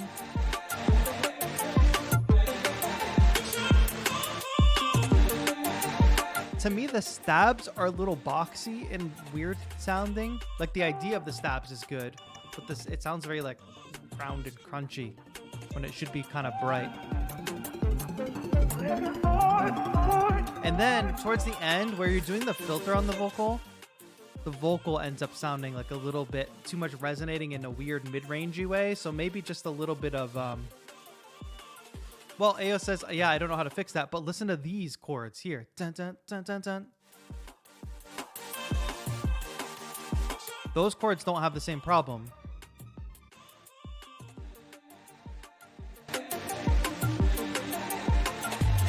That might just be a sound selection thing where you got to pick a new synth sound for that. I don't know if those sounds are filtered or what. Maybe that's a sample-based sound that's pitched too low. So when you're filtering out the vocals,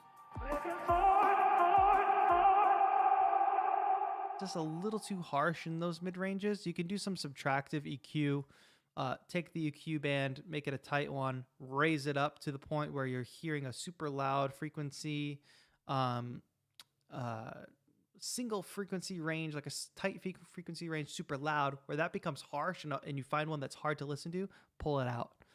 That can help with that vocal thing. Or just like check the resonance on the filter, first step. Otherwise, solid track. It's hard to make a track like this. That's why I praise it so well. It's hard to make a track where like it's constantly changing, but it's not over complex to a point where somebody couldn't listen to it. It's exciting to listen to. Everything fits together. The transitions are great. I love that. I think that's the first I'm hearing from you, AO, in chat. So thank you for the submission. I hope we hear more of your submissions in the future. Good work. Round of applause for that one, chat. Chat, if you did become a member, just a reminder, not that. If you did recently become a member, just a reminder that you have access to the new emotes as well. So we got the Control Freak clap, we got the shocked Control Freak, and we got the bopping around in the headphones Control Freak. Feel free to use them. They're part of your member perks. All right, keeping things moving. We have had quite we've run the gambit of all different genres today. I love that. Yo, Moon Goat, what do you got for us? Spotify, Coral. Go here. All right, let's do this. Coral.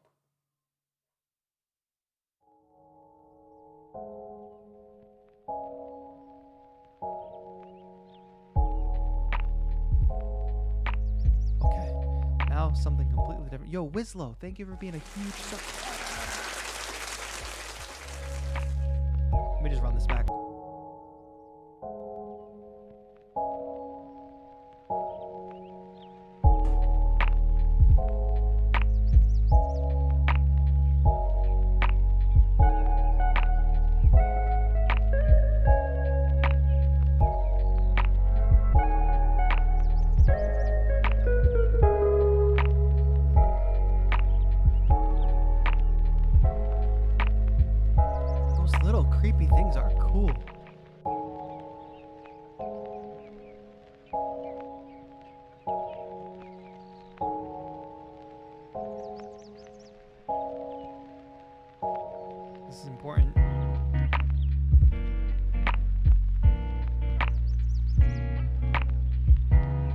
Loudest thing in the track right now.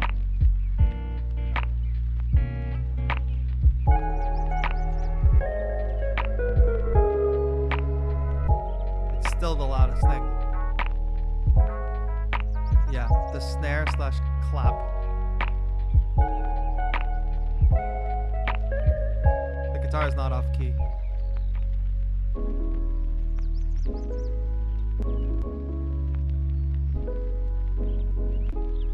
Crackle's pretty loud too, Jeff. You're right. The clap, though, clap, snap, snare, whatever, by far the loudest.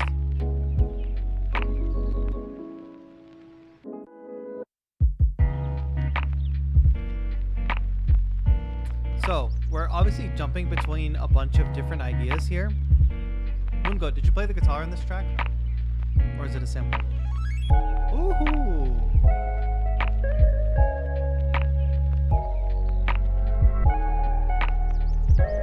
The clap sound is great. It's just so loud. What I was going to say is we're jumping between different ideas, and I'm not sure they're all connecting in the proper way. Oh!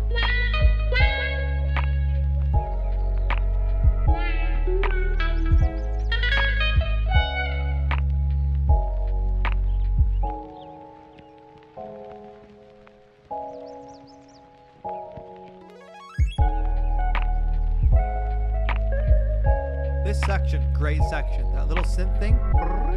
These little in the left and right. Fantastic.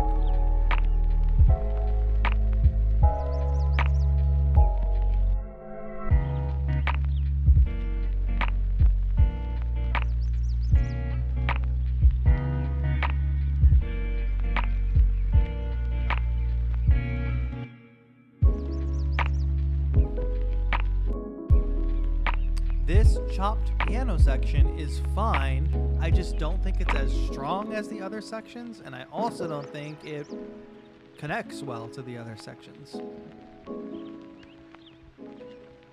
Right, Thursday says all great musical ideas, just a little too many on a single track. I think that's my overall feedback. Like, I think this probably could have been a solid 2-minute track.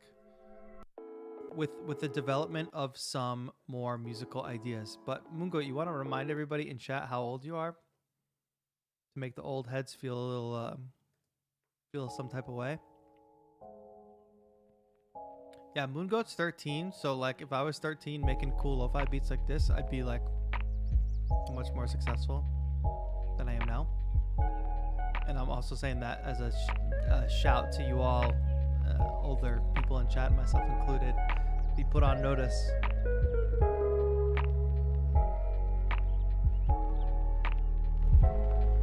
So yes, Moongoat, my feedback for you is develop this idea more.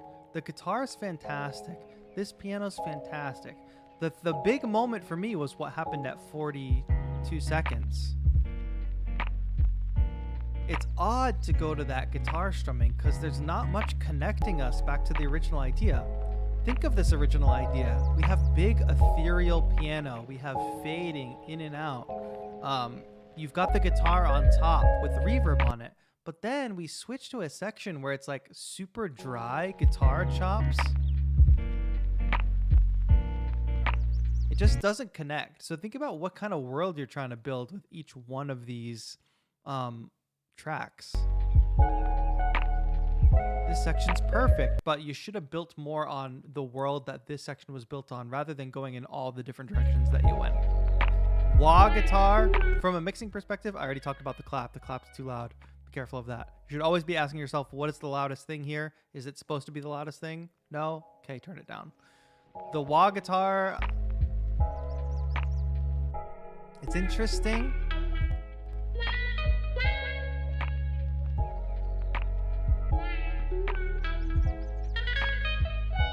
I don't think the melody's as good as you want it to be, though. I think it could have been perfected a little bit, and the mix could have been a bit better. Because the wah thing with the resonant filter is like kind of jarring. Like wah filter, yes, good idea, but needs a little work. New 2 trebly, yes, perhaps. And that little synth thing that you do, where does it happen?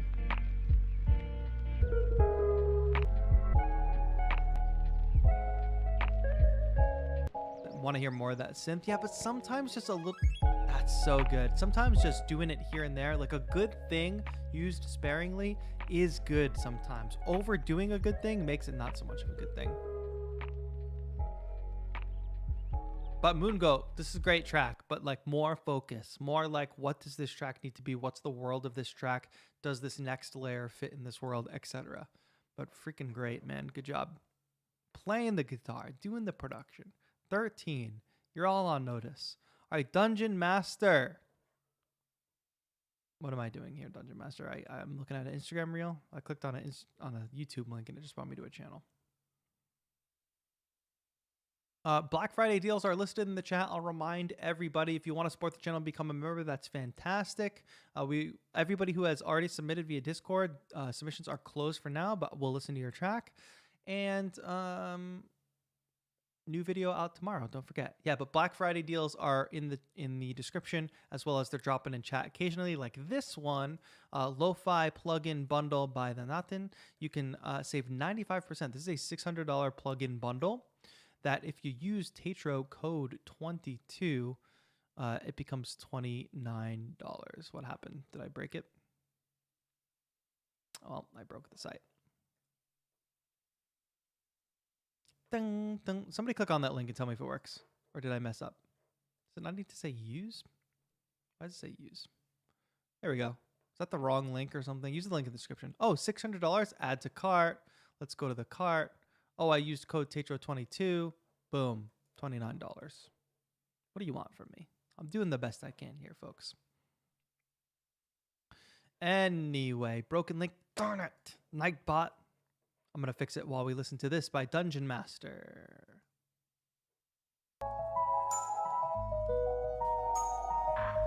The correct link is in the description.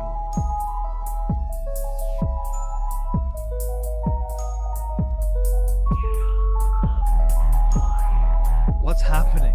That's so crunchy.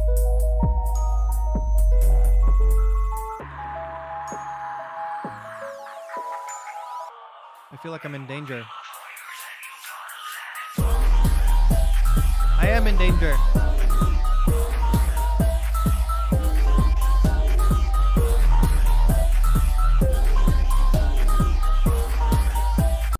Oh, I didn't mean to do that.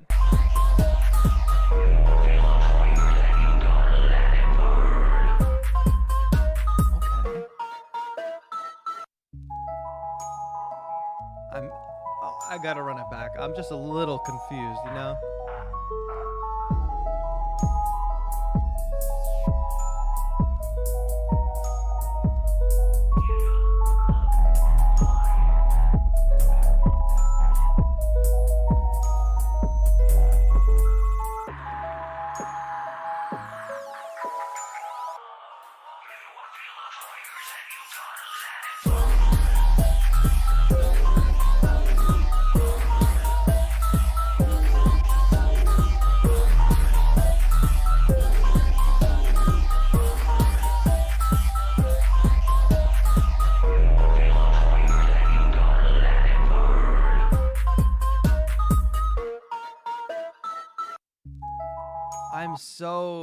I'm not.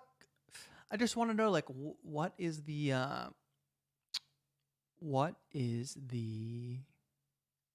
concept? Like, it seems very cinematic. It seems like there's a story here to tell for sure.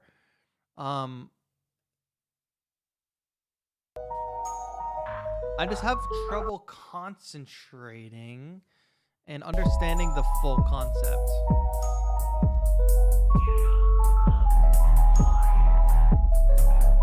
The distortion starts to invade. Okay, that makes sense.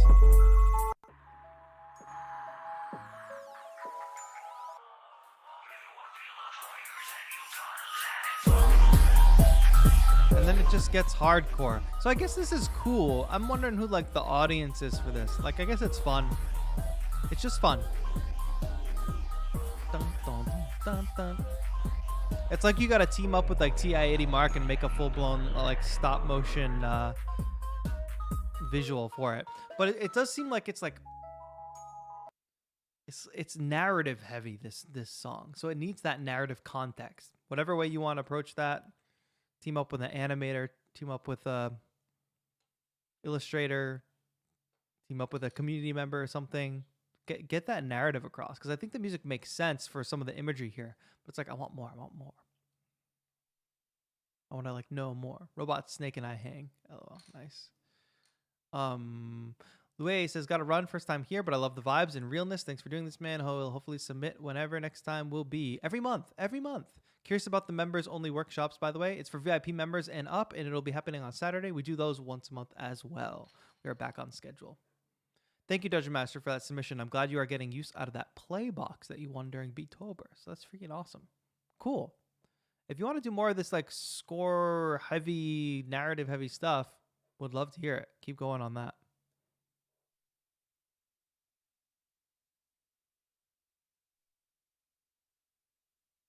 I'm being attacked. Zaid.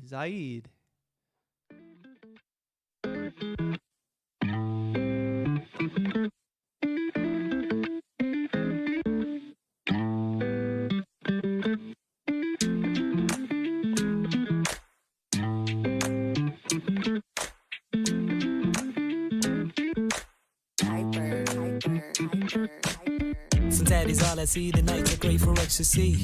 Rest in peace, all my dreams that can never breed. Another seed, same side, but no dignity. And now I'm floating on the clouds, far away from sympathy.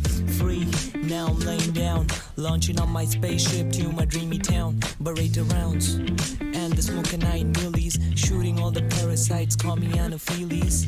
I think I need some fucking yellow Tarantino, cause I'm so pale, I need more blood. Yeah, and I'm so blue that my nightmares are perfect. No timers are stuck in, but I'm still fucking going back. It's anomaly, being a prodigy. My cotton dream shrink on the ocean of apologies. Apocalypse rise like ill with the apostrophe, and it only matters by when you're dealing with persona trees. Sometimes my nights are all anonymously made subconscious. Sometimes my nights are all anonymously made obnoxious. All of the remedy hurts when I don't really feel my life is so luscious. Everybody got a price to pay, cause price really matter to prices. I got my paper and pen, just a better way from glitter to grave. Not a big letter to say this office is still on the metal of brave. What happened? So you make the beat or you just write the lyrics? What's happening, Zaid? Give me context. I don't understand. I see that it was claimed by The Weeknd. So it's a Weeknd song that I don't know. Maybe here at the end. What part did you make?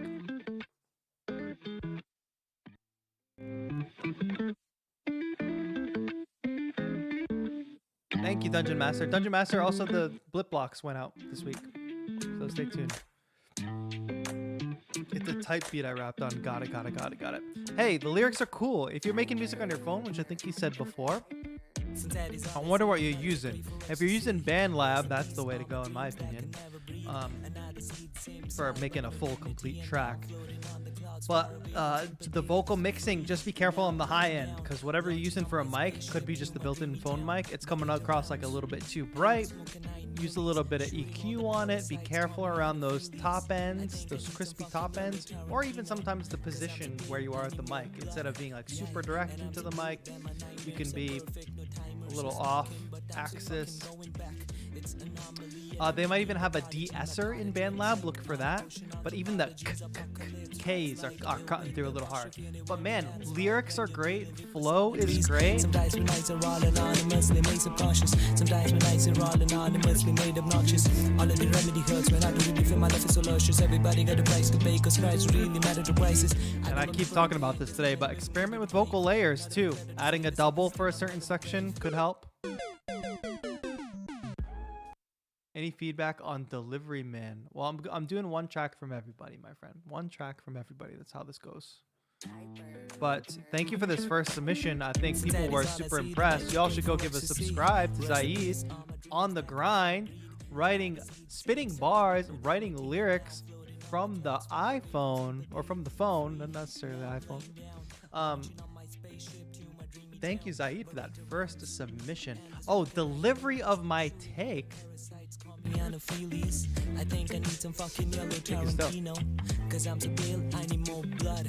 Yeah, and I'm so blue that my nightmares are perfect. No timers are stuck in, but I don't know what would be different about the delivery that I would suggest. Nothing jumped out at me about the delivery. never breed. Another seed, same size. You have a kind of smooth, laid-back voice, which is working well with this beat. I'm trying to think of who I would compare it to. I can't really think. Especially in some of these moments where the flow gets like really fast, you handle that really well. Some people fall off the train. And I'm so blue that my nightmares are perfect. No timers. Who am I thinking of when I hear this vocal style? It's anomaly. I'm being a prodigy. My cotton dream shrink on the ocean of apologies. Apocalypse rise like ill with the apostrophe, and it only matters by when you're dealing with persona trees. Sometimes when nights are all anonymous. And like kind of smart, thoughtful lyrics too. Good job, Zaid. Please go to Zaid's channel. He should have at least 10 subscribers. I mean, he could have at least 15 subscribers based on all you people in chat saying his work's good. Oh, his work's good? Why don't you give him a follow so you can see the journey? So when Zaid blows up one day, you'd be like, oh, I was in the first 15 subscribers. I was in the top 10. Only one more of you can get in on the top 10. Well, Zaid, I don't want to further confuse you, but just like find like who's a really smooth, like kind of soft spoken-ish rapper? Like, okay, who's not? Eminem. Like you're not gonna have the delivery style of Eminem, and I don't think that's not what you should be striving for. Kendrick a little bit. Kendrick is a little. He can be a little laid back sometimes. Mac Miller, Sick Boy says, I think that's not a bad reference. Talib Kweli, maybe. Most Def. I'm trying to think of like some of these like laid back influences. I don't know, just explore and just notice that difference. Yours is a laid back, smooth, not harsh, but actually kind of pleasant to listen to style. So notice that difference about yourself. And not to say that that always has to be your style, but notice that as a strength of yourself. So that when you go to make something, if you trend too much in a harder direction, or when you're searching through type beats, if you find something that requires more of like a Eminem harsh style, like up in your face style, realize that that might not be the best for you. And you might want to stick to more of these groovy, chill beats. Not chill. It's not even necessarily chill because that beat was pretty driving. But hard for me to articulate because I don't listen to enough rap music, I think.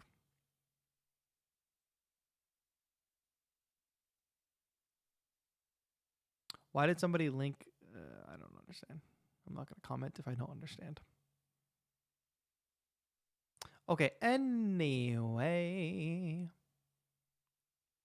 We're back. We're back.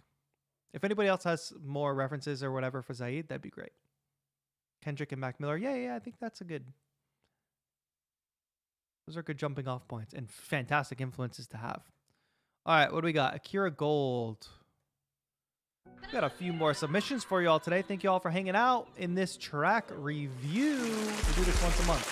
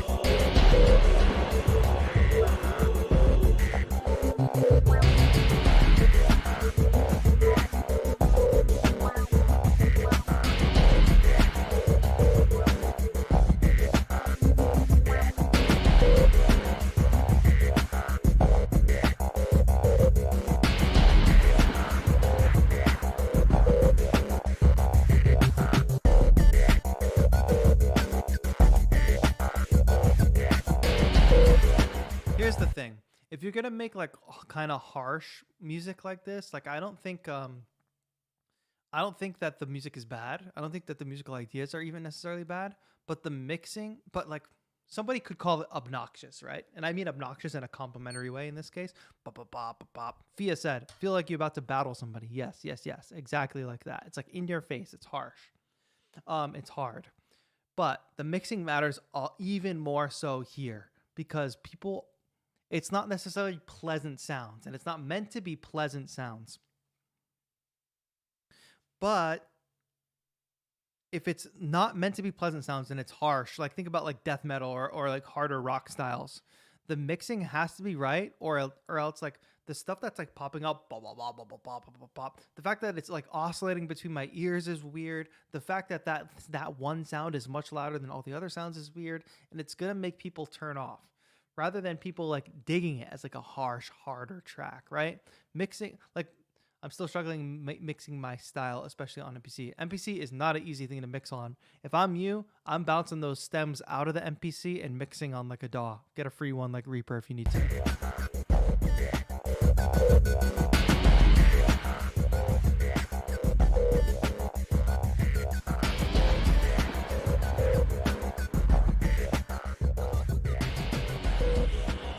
By the way, 20% off Ableton Live, all the packs in the push. Link is in the chat right now.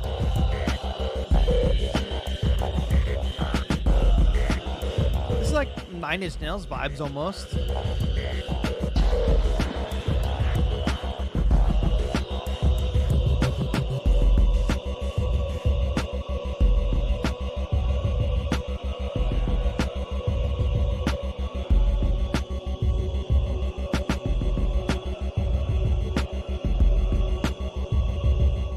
Germinator J. Boss battle music. True. Yeah, boss battle music, but it's the mix that matters, especially in these harsher, more aggressive styles, for sure. So thank you, Akira Gold, for submitting that. Mixing, you got to solve it. You export the audio out of the MPC, export the stems. I think that's the best way to go. Don't be limited by the MPC workflow. Way too much bass. Orion 2.0, don't come in here saying way too much this, way too much that. It's the first thing you chatted.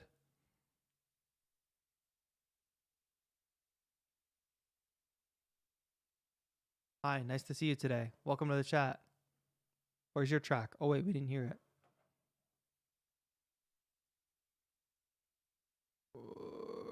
First time here. Bandcamp, okay? Bandcamp is not ideal, but we'll let it roll today. And it's a 7-minute long track. My main question for you is, why is it a 7-minute long track?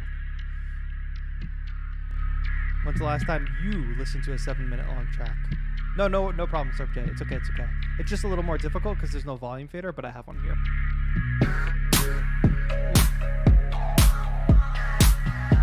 Those drums are harsh.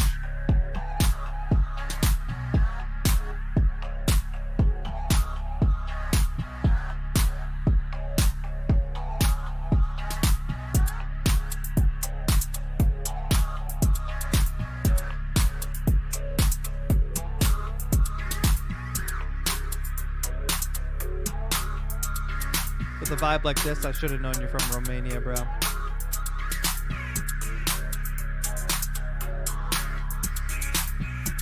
Dark goth club vibe. With peace and love. Blade vibes. That club from the Matrix vibes.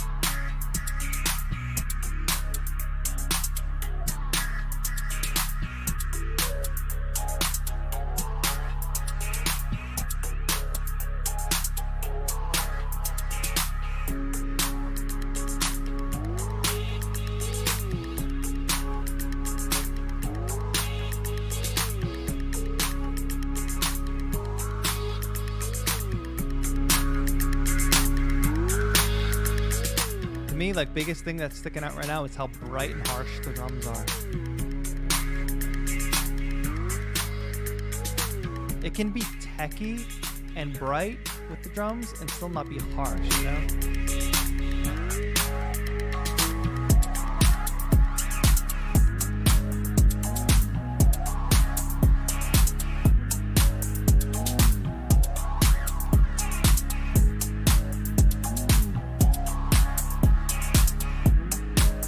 Be a volume thing.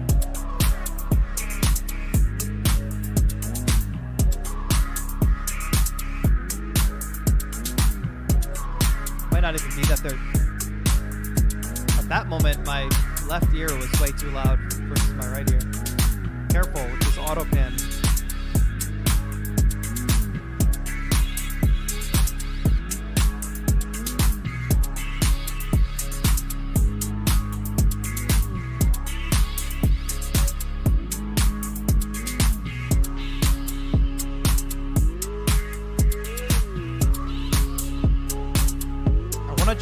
Towards the end, because obviously we don't have time to listen to a 7-minute track. So let's jump to this point.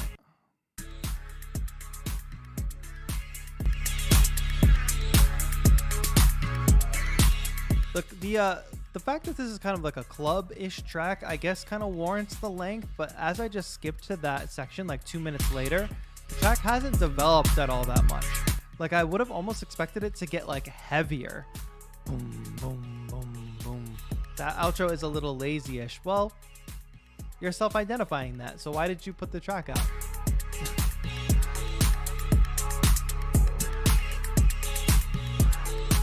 Like, if anything, I would expect this track to have built-in intensity, you know?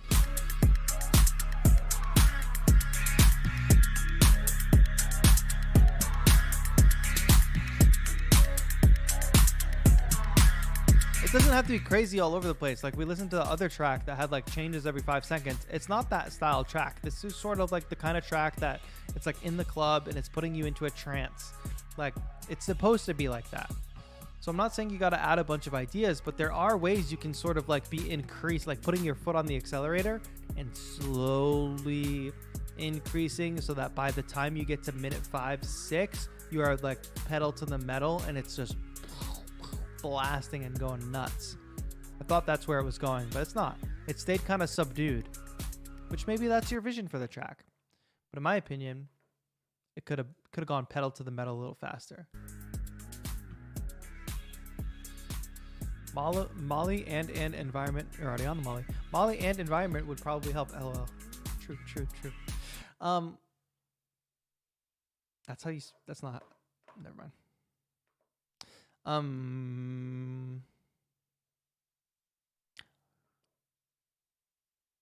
What was I gonna say? Oh, and the thing about the brightness of the hi-hats and stuff, maybe it's not that they're too bright, maybe it's not that they're too loud. Number one thing y'all should adjust before, if you notice the sound is off, number one thing you can adjust first before any EQ, any effect, any compression, any whatever, adjust the volume. See if it's too loud or see if it's too soft. Germinator. Dun, dun, dun, dun, dun, dun, dun, dun.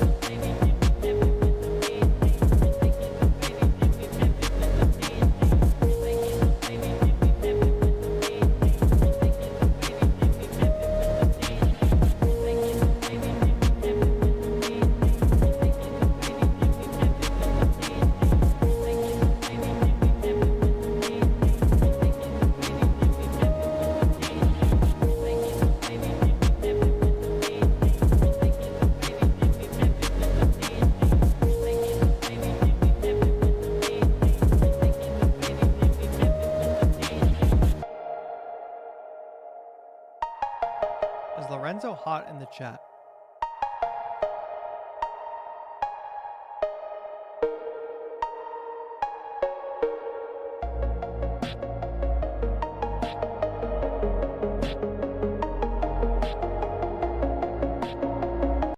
Oh.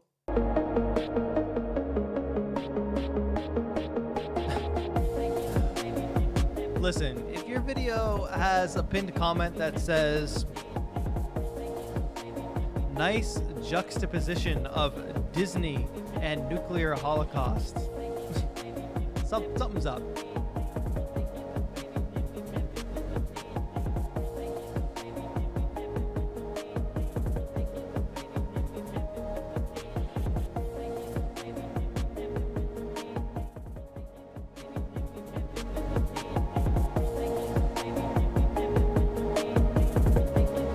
Not familiar enough with like the funk genre to give probably constructive criticism, so I don't know if this is just part of the style. First of all, the visual pairing in the music makes a lot of sense. I think it's cool.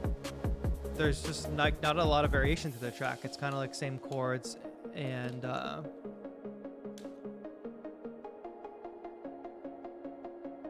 same chords, same beat. It's got that vocal underneath, that kind of subdued vocal vibe, which is cool, and the sounds are cool, but does it need more variation? Does it need to like pop off at some moment, or is that just not part of funk? Funk, we're just jamming? I don't have enough context.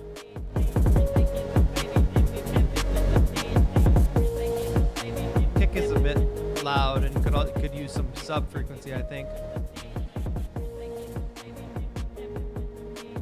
I don't have much feedback. I just don't know enough.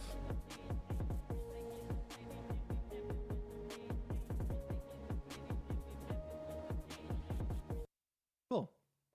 Moving on. Superman. And I'm letting this slide for Superman and Germinator, but you guys didn't write your YouTube name in the chat.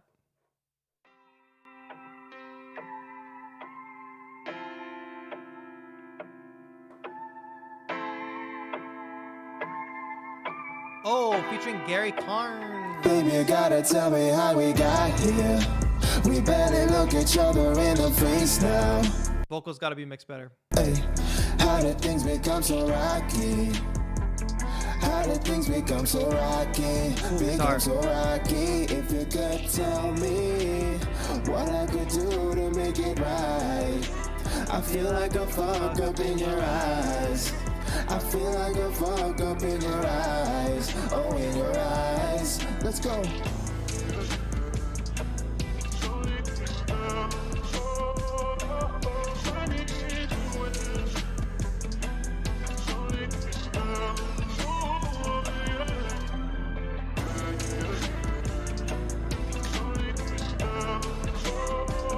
Oh.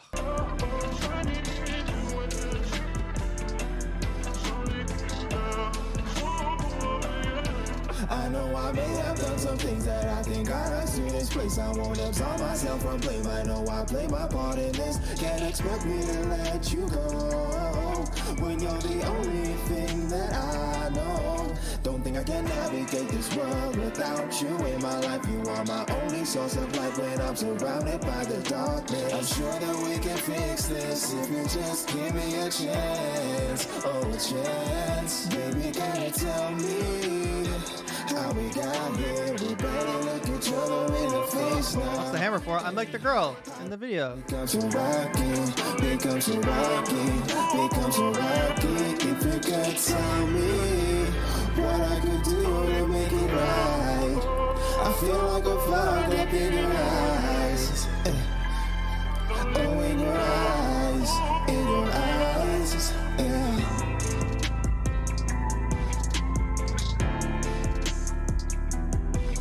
That's the wrong button. I have too much in my hands.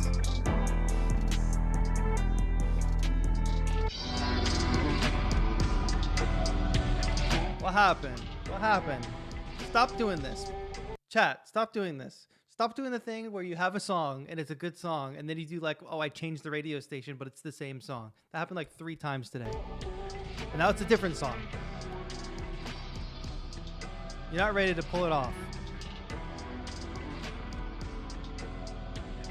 Work the transition.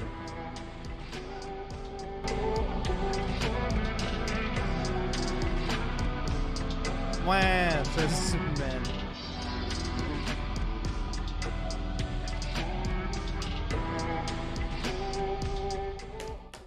Oh, let me turn the sound on. It's the same beat halftime, sure. But why? And also you didn't like transition to it. You just kind of just went there. Shout out to Doll Trick in the chat, by the way.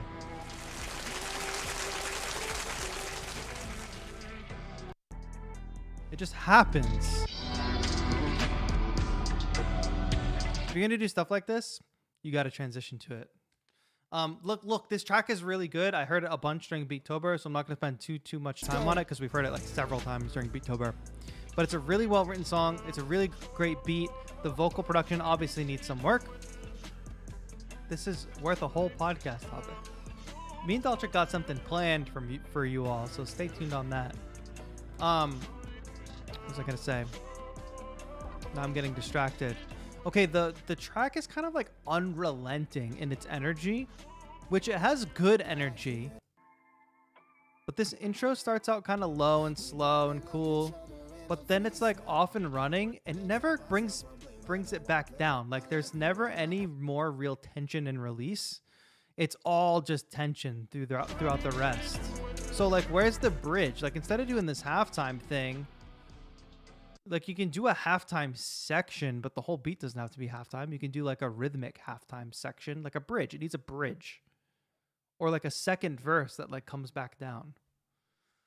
And then the vocal production. But yeah, I'm not harping on that. I know you guys put this together during Beattober, but think about that structurally. If the track is at 11 and it never goes off at 11, it gets a little bit exhausting. Okay, you all asked about the hammer. Of course, tonight I'll be seeing none other than Blackpink in concert. So this is their light stick. And I'll be there with these light sticks.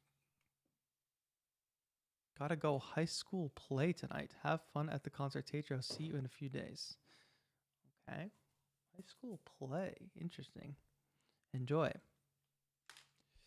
I don't know what I was talking about anymore.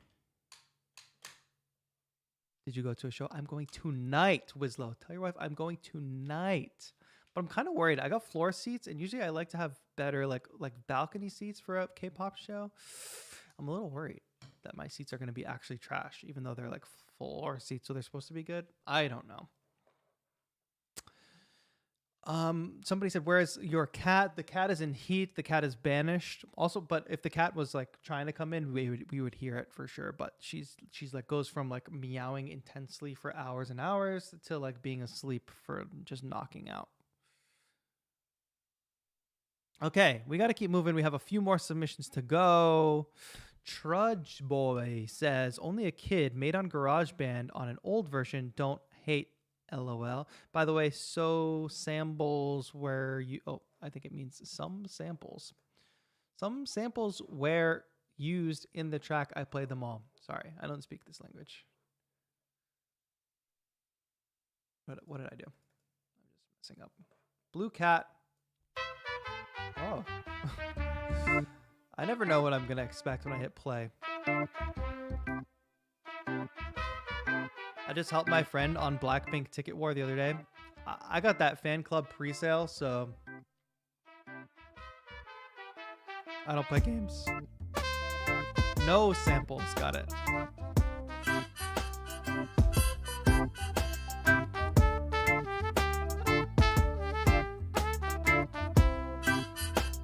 I like this. So you play trumpet, I assume, or is it digital, like VST?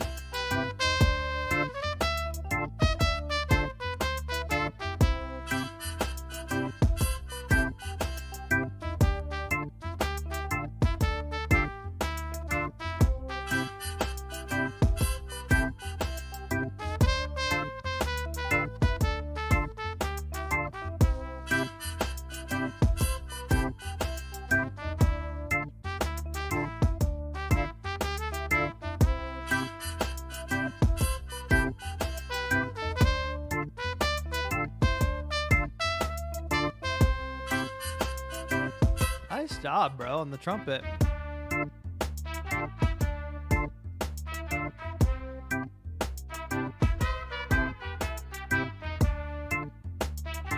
Hear how the trumpet is like spaced out? All the different layers of the trumpet are in different spaces. Like they got the reverb on them, right? Because you recorded them in the space. But then those organ chords,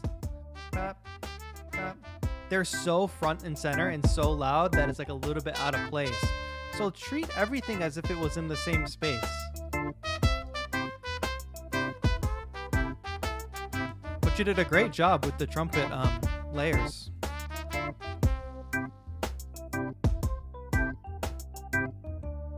And the little counter melody on the organ is nice. Like the melody on the organ is nice, but these chords are like so loud.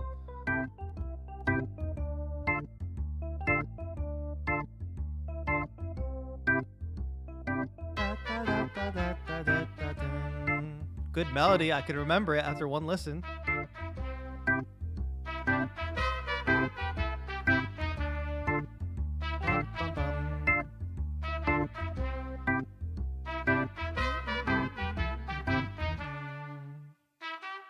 Yo, Trudge Boy, that was great. Trudge Boy. Did it restart?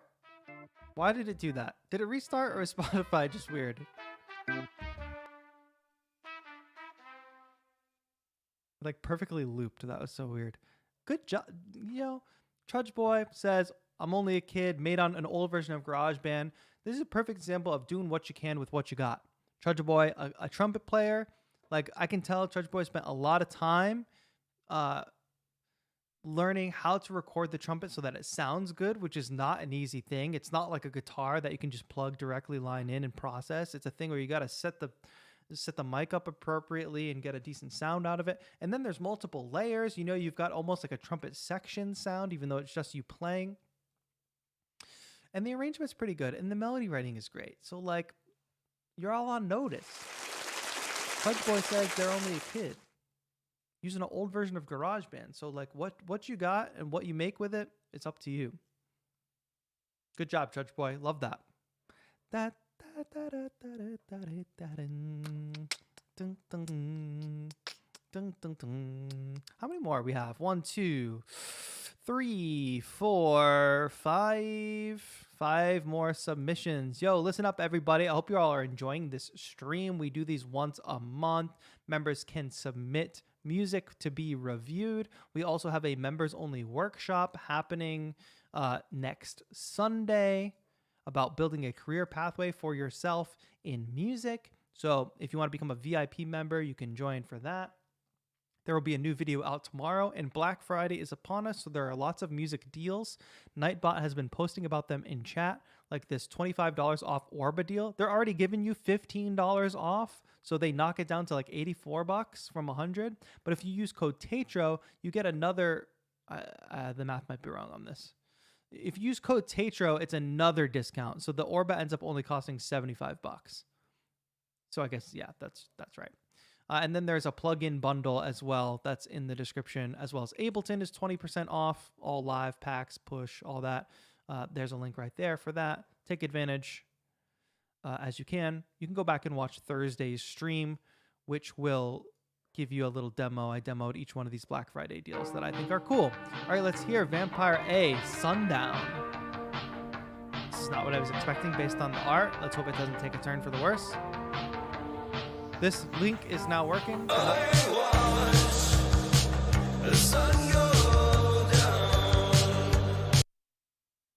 What happened? Suddenly the cure is here?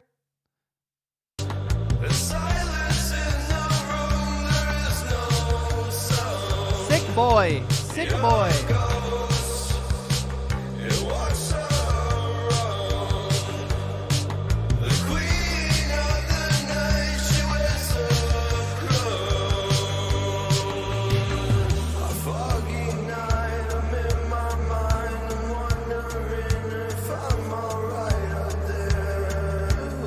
Sick boy, another friend from Romania. JK, I don't know that that's true.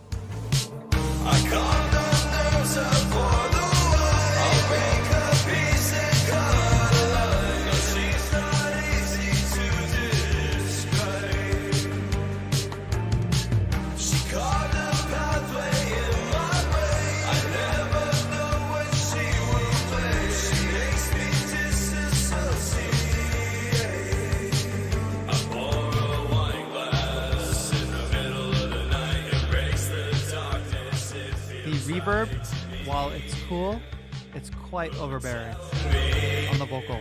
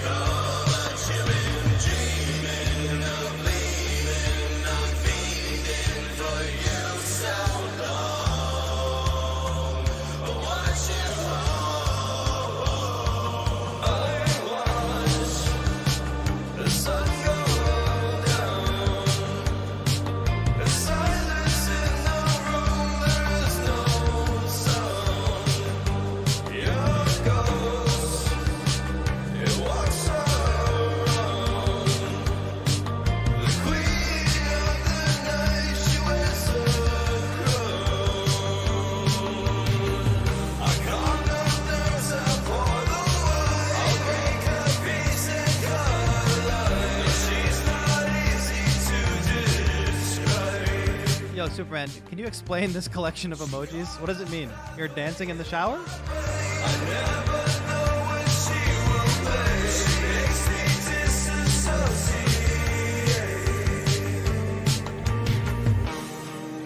Woo!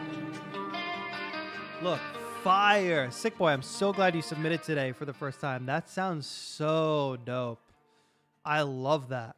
Man, the only thing I'm going to change, I would say to change, is like that overbearing reverb. There's ways to do a big vocal sound without doing reverb, whether you do it on a return track rather than directly on the track. I got to go back to white because that's just like a lot. Like I said, putting big reverb on the... that's not the right color either. putting a big reverb on the vocal can sort of like wash it out and can distract, and then it ends up making your mix a bit muddy. So just be careful of that. Putting it on a return track makes it so that dry vocal is still there and that it's still cutting through, but we can still get a big spacey thing in the background. That's the only real thing I would recommend changing, because I'm imagining what I try to do is like, okay, now I turn the vocal off in my head and I just listen to the instrumental. I don't know if y'all can do this in your brain. And the instrumental sounds great. It sounds like something straight out of like the 80s. And what you do really well with the vocals is you change the parts. It goes from multiple layers, different background things, to when we get to that second verse, it's just a lower single vocal. So even though like we've seen so many tracks today in the electronic genres that, oh, all these different things happening, this is a band setup. Like, how do bands make tracks interesting throughout when they got 4 parts: guitar, bass, drums, vocal? And it's just like that. Different vocal layers throughout, different focus on guitar and lead, different rhythms. Building back up to a chorus here.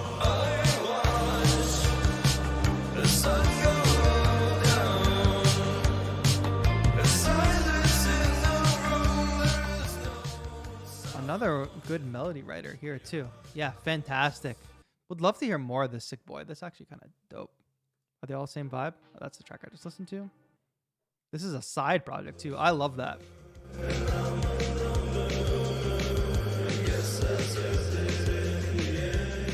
Y'all go follow. This is dope. Yeah. Wait, you didn't confirm if you're from Romania or not. Peace and love. Peace and love. All right. We're going to keep moving. Thank you, Sick Boy. That was a fantastic first submission. Next up, we got another weeb. VEmix. It's got a bunch of plays. Comes and goes. Bump. Archie June, hi, long time no see.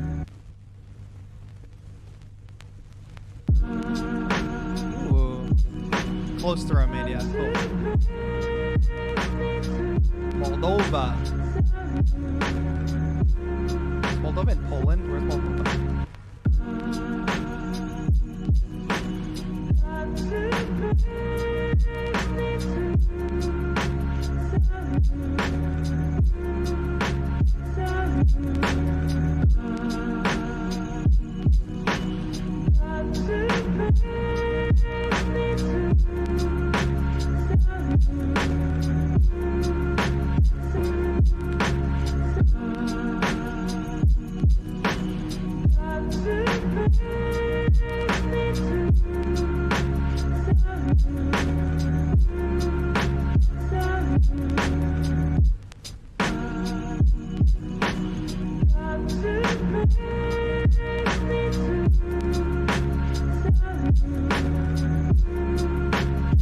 Kind of like the heavy noise in the background gets a little overbearing by this point. Because it's not just a vinyl crackle on top, it's got like a low to mid-range, like almost like a brown noise kind of situation going on. Oh my god, this is like the 5th time this has happened today.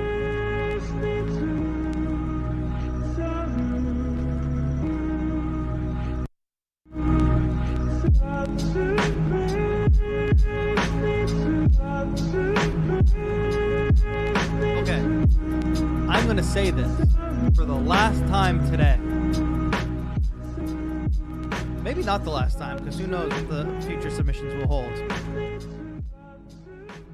A random key change and a random time change is not how you apply variation in your song. Sorry, we out here doing this with man. Look, it's the meme. It's the meme that I literally talked about at the beginning of today. Y'all are doing this, but a different version. Y'all keep doing this. God, why is this so difficult? Y'all are doing this, but your version. That's good, man. And you know what? There's 100 other YouTubers that you can go to, and they'll tell you everything you do is great. But this is, I don't like this, because here was going to be my feedback before I heard the rest of the song. Why is this in my way? Look, the song is dope. The beat is a great vibe. By the time we get here, I'm for sure looking for some variation. So then you do the thing where it's like sort of like dropouts, but then it's like, okay, we're back into the same melody. Basically kind of the same chop, maybe slightly different. Another dropout, and then back into the same thing. It's like the same thing, but not varied enough. Like, where's the new musical ideas? Where's the B section? Y'all don't know how to make B sections. It's not a B section if you take the exact same material and tune it down 4 semitones or an octave or just play it slower. It's not contrasting. It's just the same beat again, but slower. It's not like it can't be done. It's not like it's not interesting. I'm assuming y'all are doing it because you've heard it somewhere. But what you need to do is go back to the songs that do it well. And I wish I had a good reference in mind for one that does it well. Go back to the songs that you heard that does it well and figure out what was the transition. How is it transitioning? And you're not like, you know, musically, you're not Kanye. Hopefully, like socially and mentally, you're not Kanye either. But musically, you're not Kanye. Like, you're not making the Yeezus album where it goes from this to this to this. Like, that's not you. You haven't earned that yet. So don't do random stuff. Work on your music, like working on crafting good music. Instead of like, and I'm only VEmix, VEmix. I'm not popping off because it's you. I'm popping off because it's happened 5 times today, so I'm popping off at all of you. Otherwise, this is a good lo-fi beat, but find better ways to make variation, and we've talked about hundreds of ways to do it throughout the course of this stream. We have 3 more submissions, chat. We must keep moving. Atacon. I've been fired up today. I don't know what's happening. Riverman, please. Atacon, what's your YouTube name? You didn't put your YouTube name in chat. Glowed, you didn't put your YouTube name in chat. Nascent, you didn't put your YouTube name in the Discord. It says it right at the top. I'm going to give you guys some leeway because you guys are new members, though. Thank you, VEmix, for the submission. Thank you for becoming a member. Welcome to the community. We hope to hear more of your music next. You're right, Glowed. You're right, Glowed. I take it back. Peace and love. Peace and love.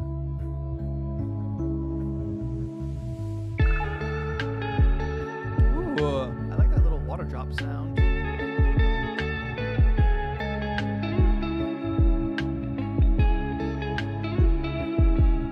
What I need is this to be animated. The water moving and the guitar player moving.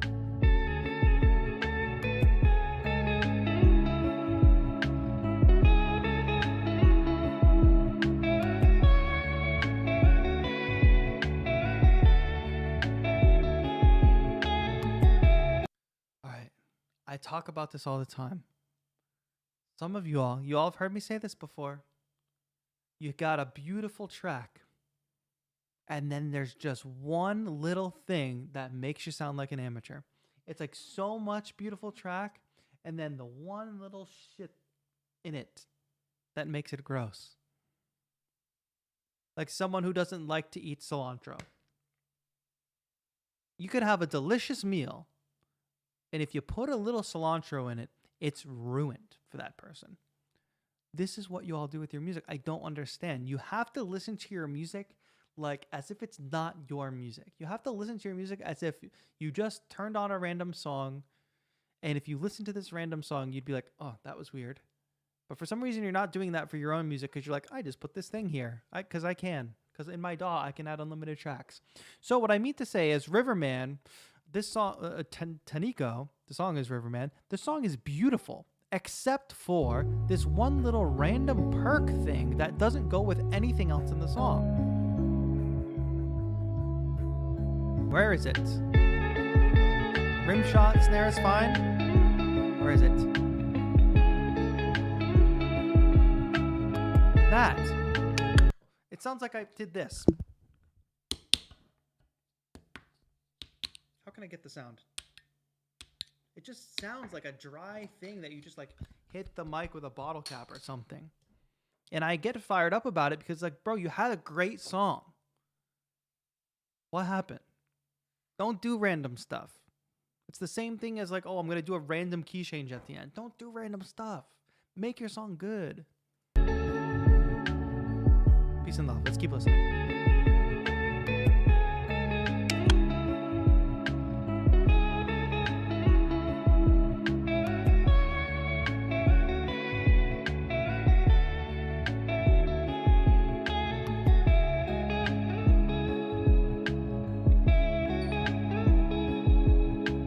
Bottle cap samples, just mix them like they're part of this whole other song. There's a whole other song happening here with beautiful space and reverb on it.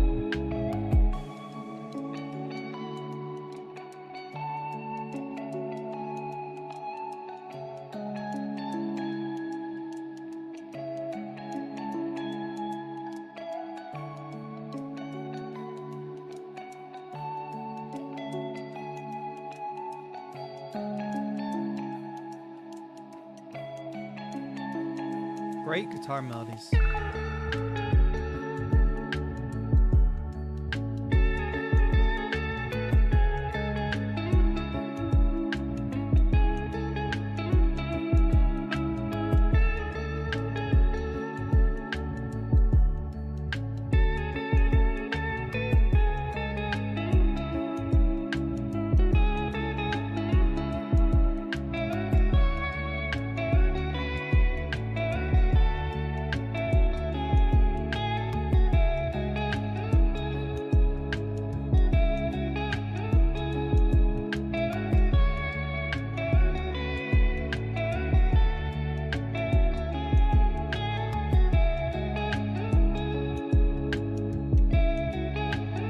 What's crazy too, I would add this to my Lo-Fi Loft playlist, but to me it's like that one thing throws the whole track off. I'm not trying to be like overly punitive or anything or like harp on it, but it's like sometimes one thing can take your track from sounding like a cool professional track to sounding like a dude in a room with a DAW, which is like what I am too, what many of us are, a dude or a woman or an NB in a room with a DAW. We got to break that I got to break that illusion for people. We got to make people not think about that. We got to make people believe we're professionals. It's great. It's a great track. Just take out that one layer. Bro bothered about the bottle cap. Yes. I don't even know that's a bottle cap, to be honest. But Teneko, you make great music. It seems. Give me this track.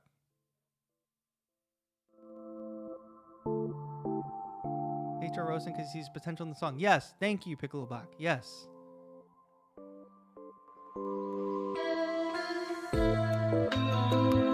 Oh my freaking.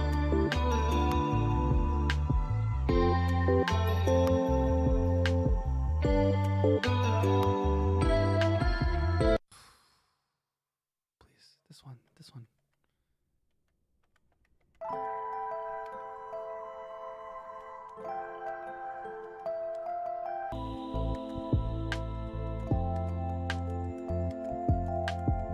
This one just isn't as good as it's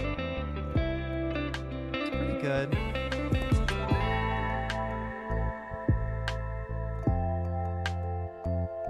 Yeah, it's like good musical ideas. You gotta just work on some of that perk mixing. Like I really wanted to add one of these tracks to Lo-Fi Loft, but it's the same exact sound in this track.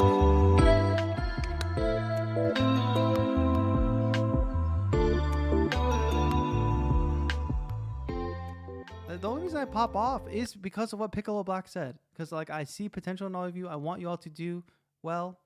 I don't know. I'm passionate about it. And I know you all are capable of a lot. I'm not here to just tell you your shit is good. I'm here to tell you when you can improve. What's up with all the weebs in chat today? Thank you, Sick Boy, for that super chat. Thank you.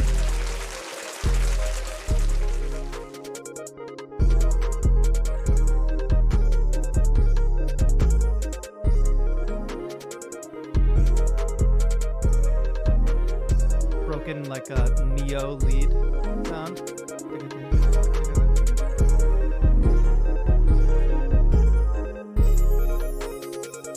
This is cool.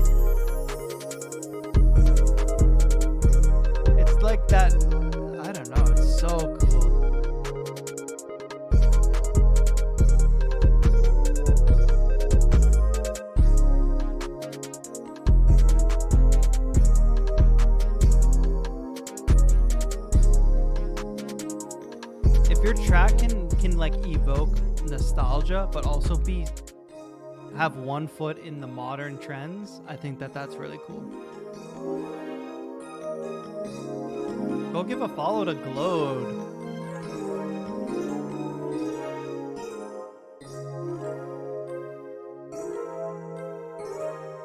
What do you mean unprivate this track, Glowed? It's good.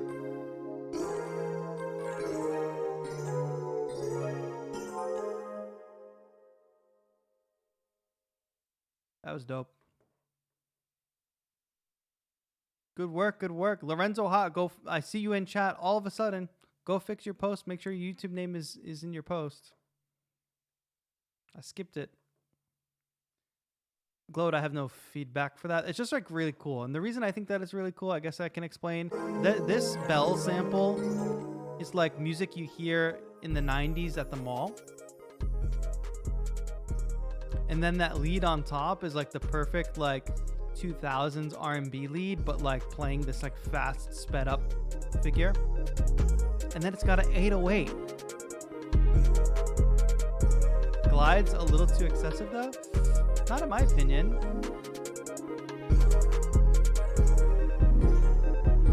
That, which is almost like Mario-esque, like video game-esque. And then this, which drives it forward, strings on top.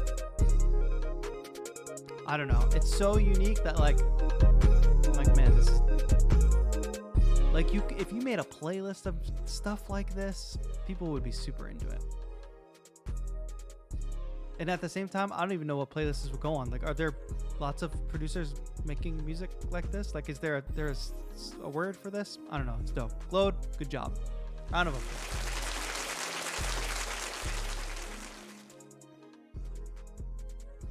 Nascent is up next. Thank you to Glowed. Nascent, what happened? The crypto crash. All the audio songs are gone. FTX, bro, what happened?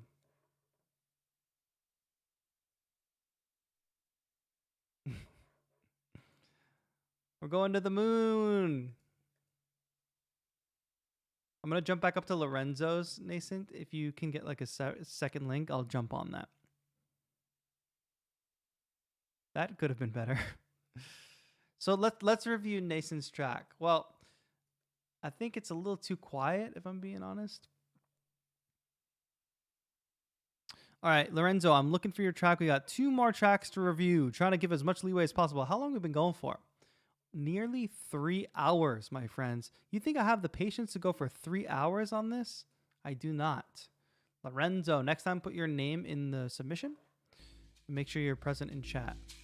First submission, rough draft of La Caliente. Where's the melody, says Piccolo Black. Viene de muy lejos, viene acariciar, viene a gozar, viene a bailar. Mira ese vestido, está lleno de rosas.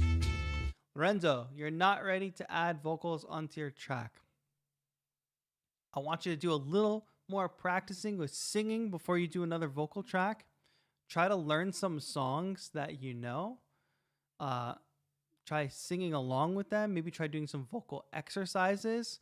You're going to want to get better at like pitch matching and things like that so you can sing in key better. And then from a production standpoint, even just getting a pitch correction tool, not to like do the work for you, but to lock in pitch can help you all a lot. Anybody that's doing vocal production, even if you're a stellar singer, pitch correction is going to make your track sound that much more professional. Ella es muy hermosa. Ella es muy hermosa. Mira esos Who you singing to, bruh? ojitos, lindas mariposas. Ella es muy hermosa. The bass line is cool. The shaker is cool. The trumpet can for sure be doing more than Mira cómo ba-ba. ella baila, cumbia tan sabrosa. Ella es muy hermosa. Ella es muy hermosa. Ahí viene la caliente. Ahí viene la caliente. Don't be harsh, Superman. That was too harsh. Viene la caliente. Ahí viene la caliente. All right, I know this is your first submission and rough draft of my first song. It's your first song. That's great. I'm so happy that you're writing songs. I'm so happy that you're making music. There's some work to be done here. Number one thing you can do, Lorenzo, is what I would like you to start doing is like find some songs that are similar to the kind of songs you want to be writing. And I want you to just pay closer attention to them. For many of you, critical listening is so important, and it's a part that you all skip. And this is on par with like some of my first songs as well, quality wise, etc. So don't feel bad or anything. Critically listening to the songs that you want to create, like literally a notebook. All of you should have a notebook. I'm going to say this. Half of you aren't going to take this advice. 75% of you aren't going to take this advice. And it's like, there's nothing I can do for you in that case. But having a notebook and literally writing down everything about the songs that you like, oh, this happens in this section and this happens in this section and the vocals are like this and the trumpet's doing this and the percussion's doing this. Then you take that notebook and the next time you sit down to write music, you have all these ideas to pull from of ideas that you know that have already been deemed by you to be good music. So you don't sit down and you're only left to your own, you're struggling with the software. You're struggling with like playing notes on the keyboard. You're singing. It's a lot to worry about. So like to help focus your ideas, have notes and reference them. And then, like I said, Lorenzo, some vocal practice. Like you can't say, oh, like very few of us can. Some of us can who are naturally talented. But you can't just say, oh, I'm going to get in front of a mic and I'm going to sing and have it be good. You have to do some practice. You have to do some work. Just because vocals are this built-in instrument that we have doesn't mean that we're built-in good at them, It's like any other instrument that you picked up. If you had gone and picked up a guitar and put a guitar on this track, assuming you don't play guitar, it would have sounded pretty bad, probably. It would have sounded like the first time you picked up a guitar. Same thing as the first time you stand in front of a microphone as a vocalist. If you haven't done any practicing, if you haven't done any real like paying attention to what you're doing as a vocalist, then it's going to sound like it's the first time you stepped in a microphone and it's the first time you sang. So like the work has to come first. But I'm glad that you've put this track together and you went through the process and you uploaded it to SoundCloud and you submitted for this, because that is a big step, Lorenzo, that many other people would have never taken. Many other people would have never submitted their first track to a public stream like this, let alone actually finished it, exported it, and uploaded to SoundCloud. So like, pat on the back to you. Great job putting together your first song. This is a long journey. Music is a long journey. I'm on it. Everybody else in chat is on it. We're at different places on it. But for you, it's just starting. You have years and years ahead of you of growing, getting better, honing your skills, all those things. So keep going, my friend. Keep making, keep practicing. If you want to be a singer and a songwriter, do those things that I talked about so that you can hone your skills and get better. And submit next month. And let's hear how you do next month. What improvement? It's going to be step-by-step improvement. Keep going. Thank you, Lorenzo, for submitting that. Nascent, any update here? It's working. Our last track of the day. Come on. We're going to the moon. Solana coin. Doge. This would have never happened if this thing was built on Dogecoin. Piccolo Black said still no melody. Try again. We might have to skip this one this week, Nascent, unfortunately. Oh, you SoundClouded it? Is it in the channel? In the Discord? Is it okay to polish this song and submit it again for version 2.0? The thing is, Lorenzo, polishing that song means like redoing the vocals again, coming up with new melodies. Like if you want to do the 2.0 version, you want to see that as a demo, sure, but it's not enough to just take what's already recorded there and make something new out of it. You will have to build the whole song again from the ground up for it to be a truly 2.0 thing. Nascent, 5 more seconds to just link me the SoundCloud link. If it's in track review submissions, I'm looking for it. But otherwise, I don't see it. Got it. Perfect. Thank you. Good timing.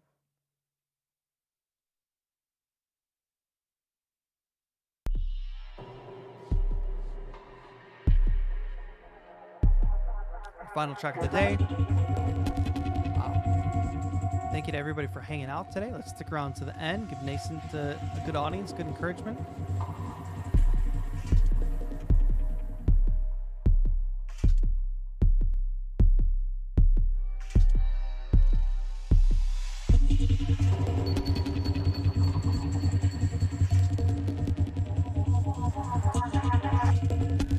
I'm out of drinks.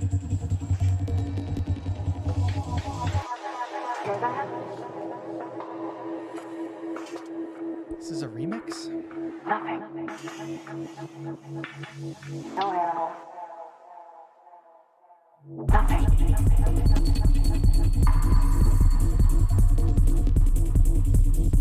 Where is the Red Bull? I've had some stomach issues, Dolphin. I'm trying to avoid it for the moment.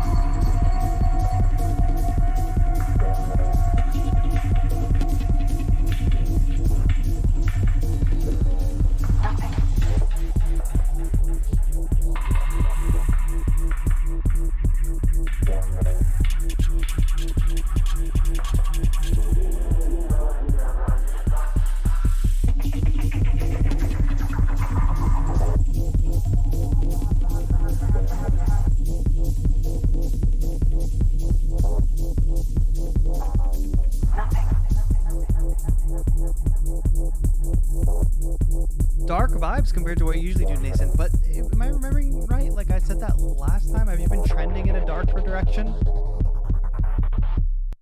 Cool. You were saying something about it being like a 20-minute long track. I'm not sure what I'm missing there. My only feedback for this, like I love the dark feel of it. It just takes nearly a minute to get there. I'm all about having a nice intro and having a nice build up, but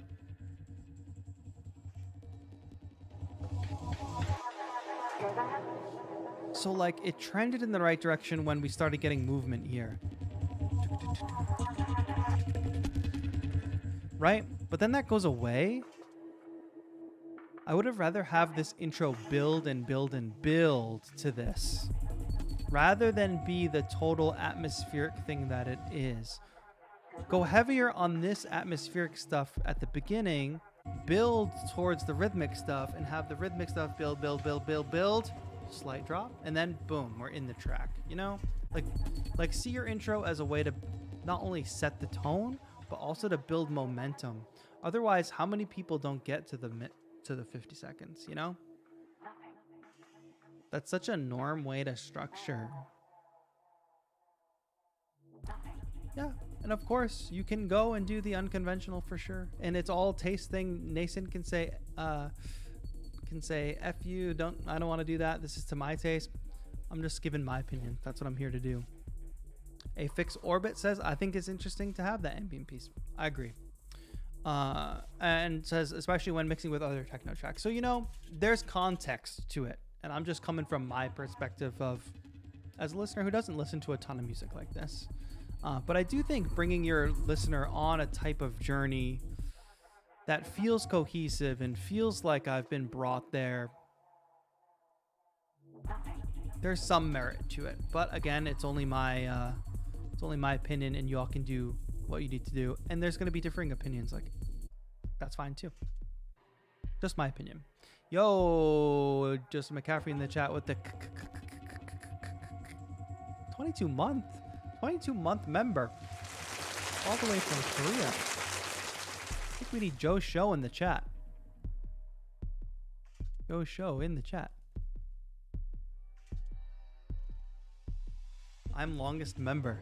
Yes, so that means in 2 more months, people will start to have a gold badge, which is cool. All right, everyone, thank you for the submissions today. We have had a fantastic show. Let's chat a little bit on the way out. Does anybody have any questions? Okay, for the rest of the day, final questions before we part. Hopefully, if you saw or if you heard some good music today, you went to the artist's page and you showed them some love, gave a subscribe. Hopefully, you found a new artist to listen to. Y'all who just joined today, thank you so much for joining and supporting the channel. Make sure you go to the community tab to take advantage of any perks that you might be missing, like free downloads. VIP members, don't forget that there will be a members only workshop next Sunday. You can upgrade to VIP at any time if you're in the community tier. Chat with more people on Discord if you want to hear more about the members workshops, because a lot of people have gone, a lot of people have enjoyed them. I'm seeing Blackpink tonight. And if y'all are trying to save money on some Black Friday deals, use the links in the description. There's a bunch of sales listed, and there's a bunch of links down there. Those links help you support the channel, as well as get yourself a good deal. 20% off Ableton, a $600 package of plugins for $29. That's down there. Big savings on Artifon's Orba, etc. Hope you have a good time at Blackpink show. I couldn't even afford the Hamilton tickets. Man, it's so expensive, but yeah, it's very expensive and it's very competitive to get the tickets. It's crazy. I'm happy I did. I'm happy I'm able to go. One day you will be able to see a nice K-pop show. Who's your bias? It's not even a question. Who's my bias? Apex Orbit. Guess who's my bias? I want to see what this says about me. You too, Crystal. Thank you for hanging out. Thank you to everybody who hung out today. That's a great final question, by the way. Who's your bias? Who's your bias, Aphex Orbit? Of course it's Rose. Exactly. Piccolo Black, don't get crazy and say J-pop, K-pop. You're crazy. I'm not bagging on J-pop, but it's a different vibe. Aphex Orbit.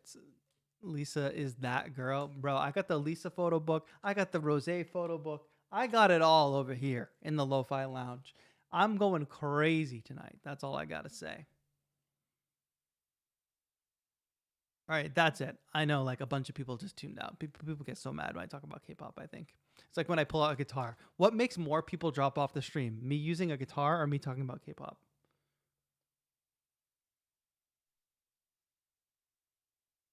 Can I show you guys? Okay, these are light sticks. If any of you all are curious about these light sticks, here's what happens. Every group has a different light stick and they're designed differently. And what happens at a lot, neither both are great. I'm gonna have to ban you in chat, Lorenzo, if I'm being honest.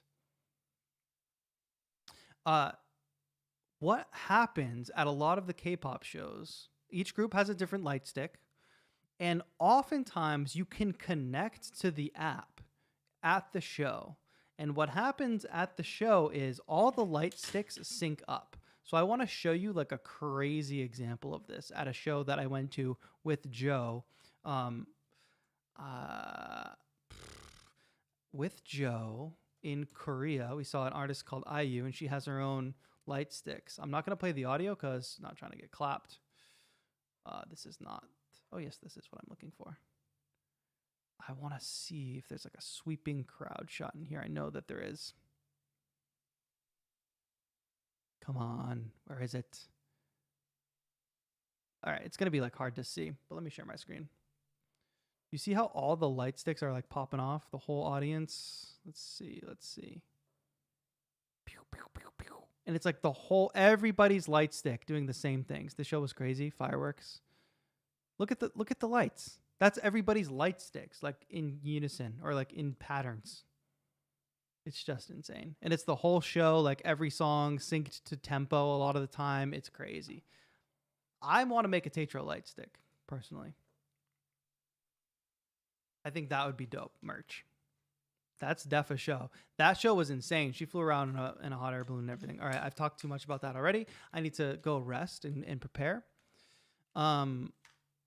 IU and Rose are the two best K-pop singers. IU for sure. Rose is fantastic. Beatober 2023, Tetro Lightstick. We'll see. Emulator Retro says, oh, did I catch a live stream? You caught the last literal minute of the live stream. I'd buy that merch for sure. We'll look into it. It's a little more complicated than it should be. I've already looked into it.